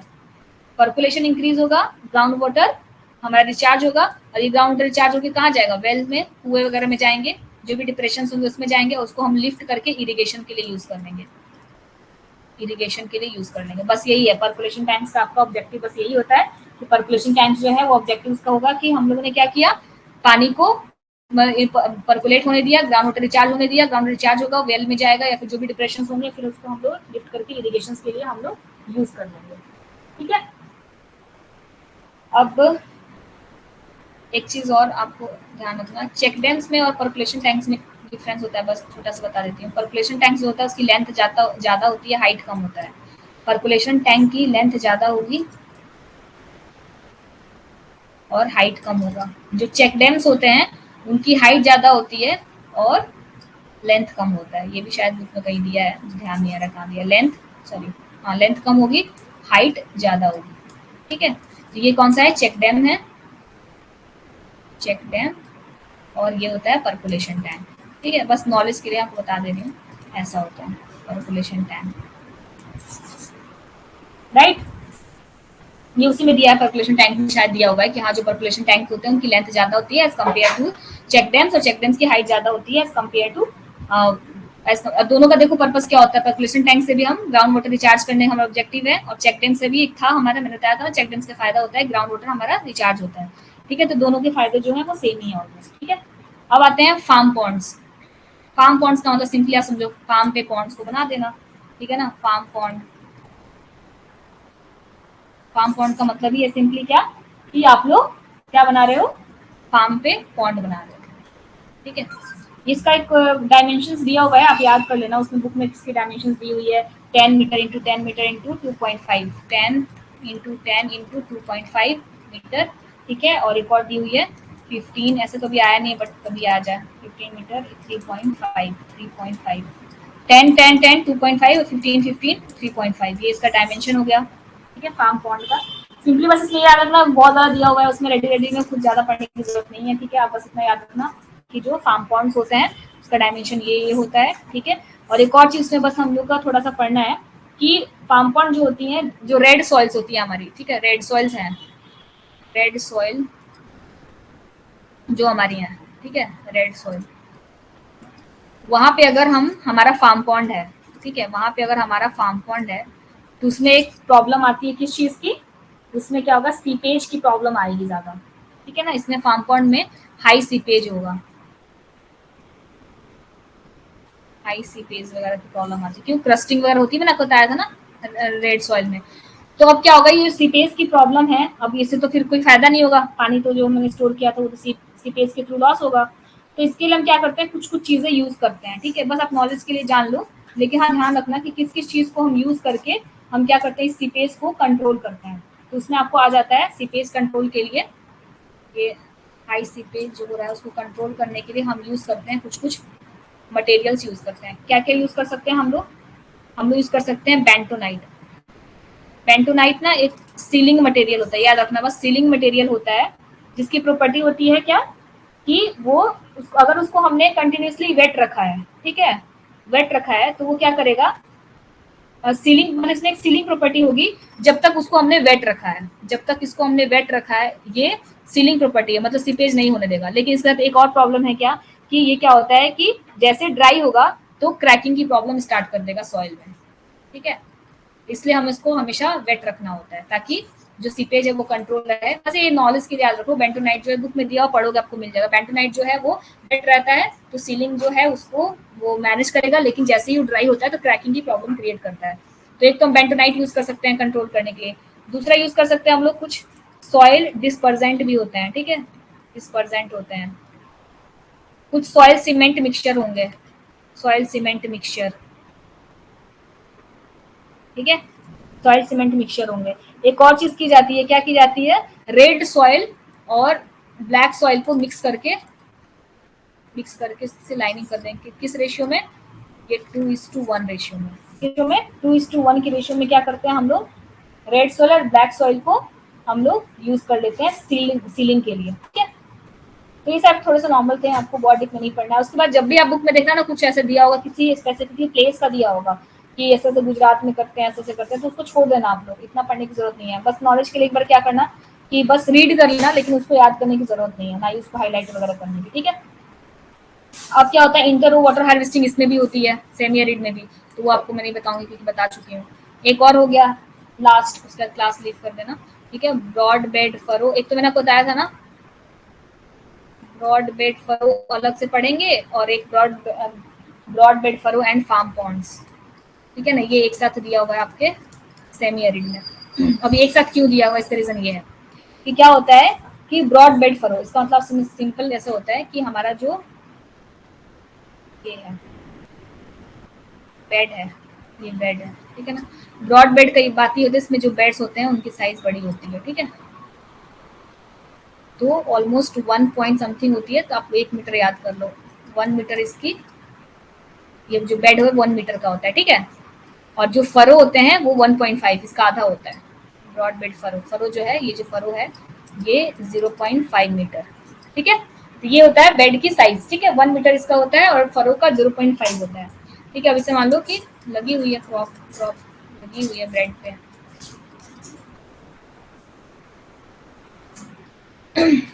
यहाँ नहीं है, ठीक है, तो क्या होगा कि आपका मान लो कि हमने वो किया, इसमें पानी आया फरो में, डेफिनेटली फरो में आया, क्योंकि फरो ये डिप्रेशन है, जो बेड हमारा ऊंचा होता है ना, फरो हमारा नीचे होता है, तो पानी सिंपल सी बात है यहाँ एक्यूमुलेट तो नहीं होगा पानी, इसमें एक्यूमुलेट तो होगा ही रेनफॉल जो होगा, ठीक है। तो ब्रॉड बेड फरो जो होता है ना, बेसिकली हम लोग वर्टिसॉल्स में यूज करते हैं, ठीक है, वर्टिसॉल्स में इसको सैट ने डेवलप किया था, ब्रॉड बेड फरो इसी को किया था ना, ठीक है, ब्रॉड बेड फरो इक्रिसैट ने किया था इसको डेवलप, स्पेशली इन वर्टिसॉल, ठीक है। तो इसमें क्या होगा, वाटर आके आपका स्टोर होगा। अब ये वाटर क्या करेगा, वही जैसे मैंने आपको पहले बताया था कि ये यहाँ जो क्रॉप्स हैं उनको प्रोवाइड करेगा, वेटनेस देगा, उनका रूट जोन हमेशा वेट रहेगा। ये तो नॉर्मल कंडीशंस में होंगी। मान लो कि अगर बहुत ज्यादा इसमें पानी हो गया, मतलब पानी बहुत ज्यादा कलेक्ट हो गया, तो एक चीज क्या होती है, हम लोग यहाँ पे ना चैनल होती है, ठीक है, चैनल होती है, एक कॉमन चैनल जो कि एक दूसरे से जुड़ी होती है, और ये जाके कहाँ पे जुड़ती है, यहाँ पे फार्म पॉन्ड होता है, हमारे फार्म पे एक पॉन्ड है, वहां पे जाके कनेक्टेड होती है, इसीलिए इसका नाम है broad bed furrow and farm pond. तो ये फार्म पॉन्ड है, क्योंकि देखो इसमें भी हमने दिमाग लगाया कि एक तो चलो नॉर्मल कंडीशंस है तो पानी हमारे क्रॉप्स को मिल रहा है, वो आराम से यूज कर रहा है, ठीक है, एफिशिएंटली यूज कर रहा है, रन ऑफ नहीं हुआ। लेकिन एक और कंडीशन आएगी, क्या पता कि हो सकता है पानी बहुत ज्यादा कलेक्ट हो जाए, क्योंकि क्रॉप्स मान लो उतना तो यूज करेगा नहीं, तो क्या होगा, तो इसलिए एक और दूसरी टेक्निक क्या क्रिएट की गई कि इसका जो चैनल है इसको हम लोगों ने कॉमन चैनल ऐसे कर बना के और इसको कनेक्ट कर दिया किसके, फार्म के पॉन्ड से। तब क्या होगा, यहाँ से पानी निकलेगा और होते होते जो एक्स्ट्रा एक्सेस वाटर है वो जाके फार्म पॉन्ड में कलेक्ट हो जाएगा। अब इसको हम बाद में यूज कर लेंगे, बाद में उसी सीजन में यूज करें चाहे अगले सीजन में यूज करें, ठीक है, क्योंकि मैंने फार्म पॉन्ड क्या बताया था, लॉन्ग टर्म टेक्निक है, लॉन्ग टर्म के लिए इसको हम लोग पानी को रख सकते हैं।